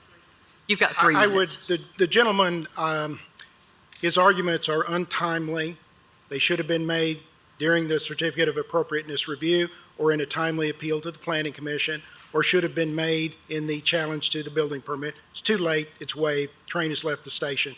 Also, this gentleman tried to question RF need, radio frequency need for the tower. He didn't state he's a radio frequency engineer. He has no expertise to offer on that.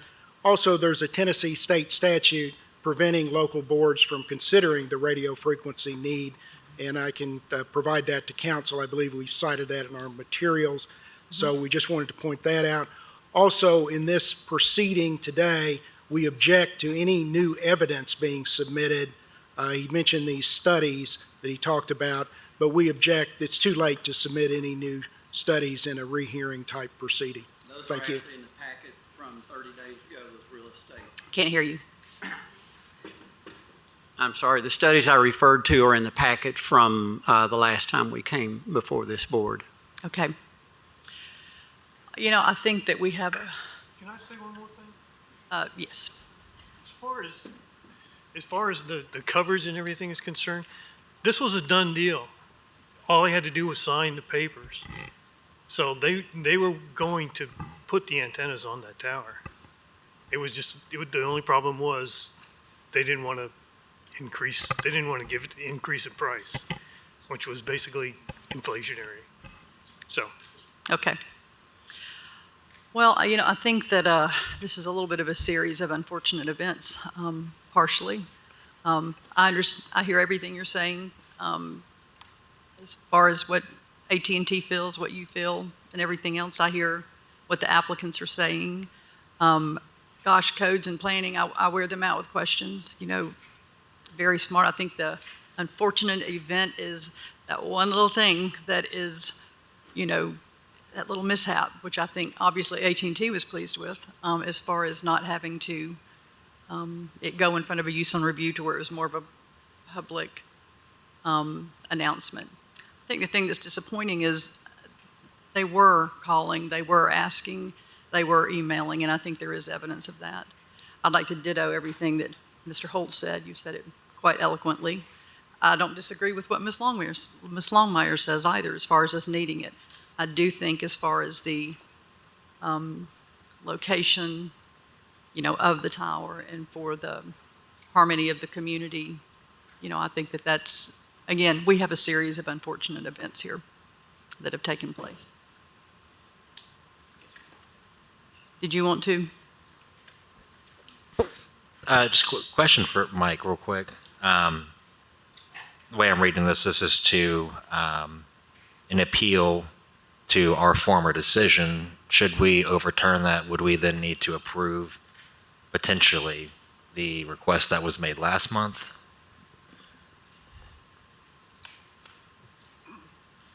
Okay, I think it would be essentially a bifurcated two-part process. First vote would be to reconsider the denial of appeal from last month. And then if that is successful and you wish to continue, then if I'm reading you correctly, what you would probably want to move is to find that the building permit was improperly issued because the COA was improperly granted. Okay? So, Mike, should we vacate last month's decision? Yes. If that's what, I mean, I'm not telling you should, I'm just saying, if that's what you want to do, that's the procedure. I just wanted to know the right language. You want me to make that motion?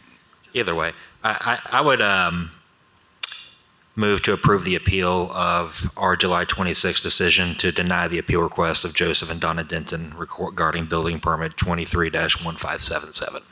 I'll second. Would you repeat that again? I move to approve the appeal of our July 26th decision to deny the appeal request of Joseph and Donna Denton regarding building permit number 23-1577. Does that work? I think the intent of the motion is to vacate last month's decision to deny the appeal. Right. And then, like I said, if that is successful, I think one more motion is necessary, and I can help you word that. Okay, do you want to repeat that again? We got it? Yes? Okay, we have... And I vote would be a vote to overturn last month's decision to deny the appeal. Okay, so we have a motion and a second, and let's do a roll call count on that one. All in favor, and you do our roll call. Mr. Brown? Mr. Repass is out. Mr. Lloyd? Aye. Mr. Holt? Mr. Anderson?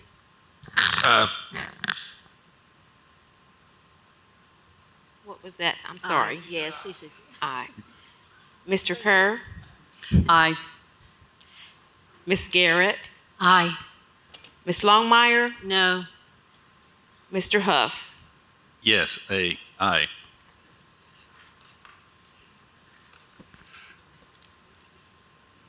right, now... Now we need a what- motion. Now we need a motion for, okay. Right. I think the appropriate motion here would be to again, I'm going to make it clear, I'm just helping you wordsmith this thing.